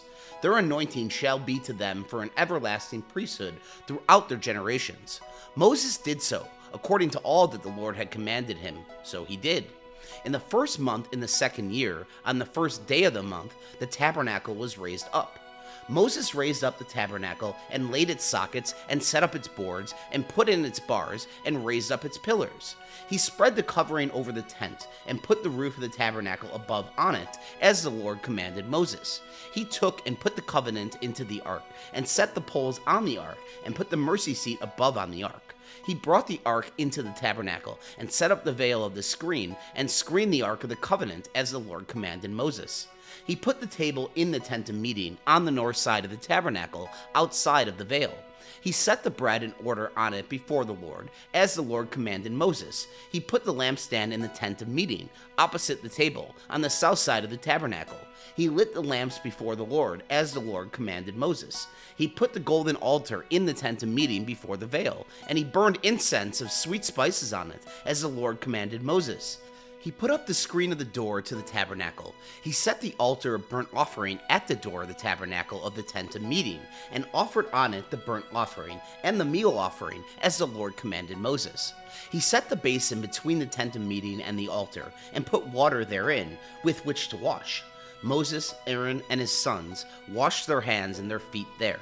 When they went into the tent of meeting, and when they came near to the altar, they washed, as the Lord commanded Moses. He raised up the court around the tabernacle and the altar, and set up the screen of the gate of the court. So Moses finished the work. Then the cloud covered the tent of meeting, and the Lord's glory filled the tabernacle. Moses was not able to enter into the tent of meeting, because the cloud stayed on it, and the Lord's glory filled the tabernacle. When the cloud was taken up from over the tabernacle, the children of Israel went onward throughout all their journeys. But if the cloud wasn't taken up, then they did not travel until the day that it was taken up. For the cloud of the Lord was on the tabernacle by day, and there was fire in the cloud by night, in the sight of all the house of Israel throughout all their journeys.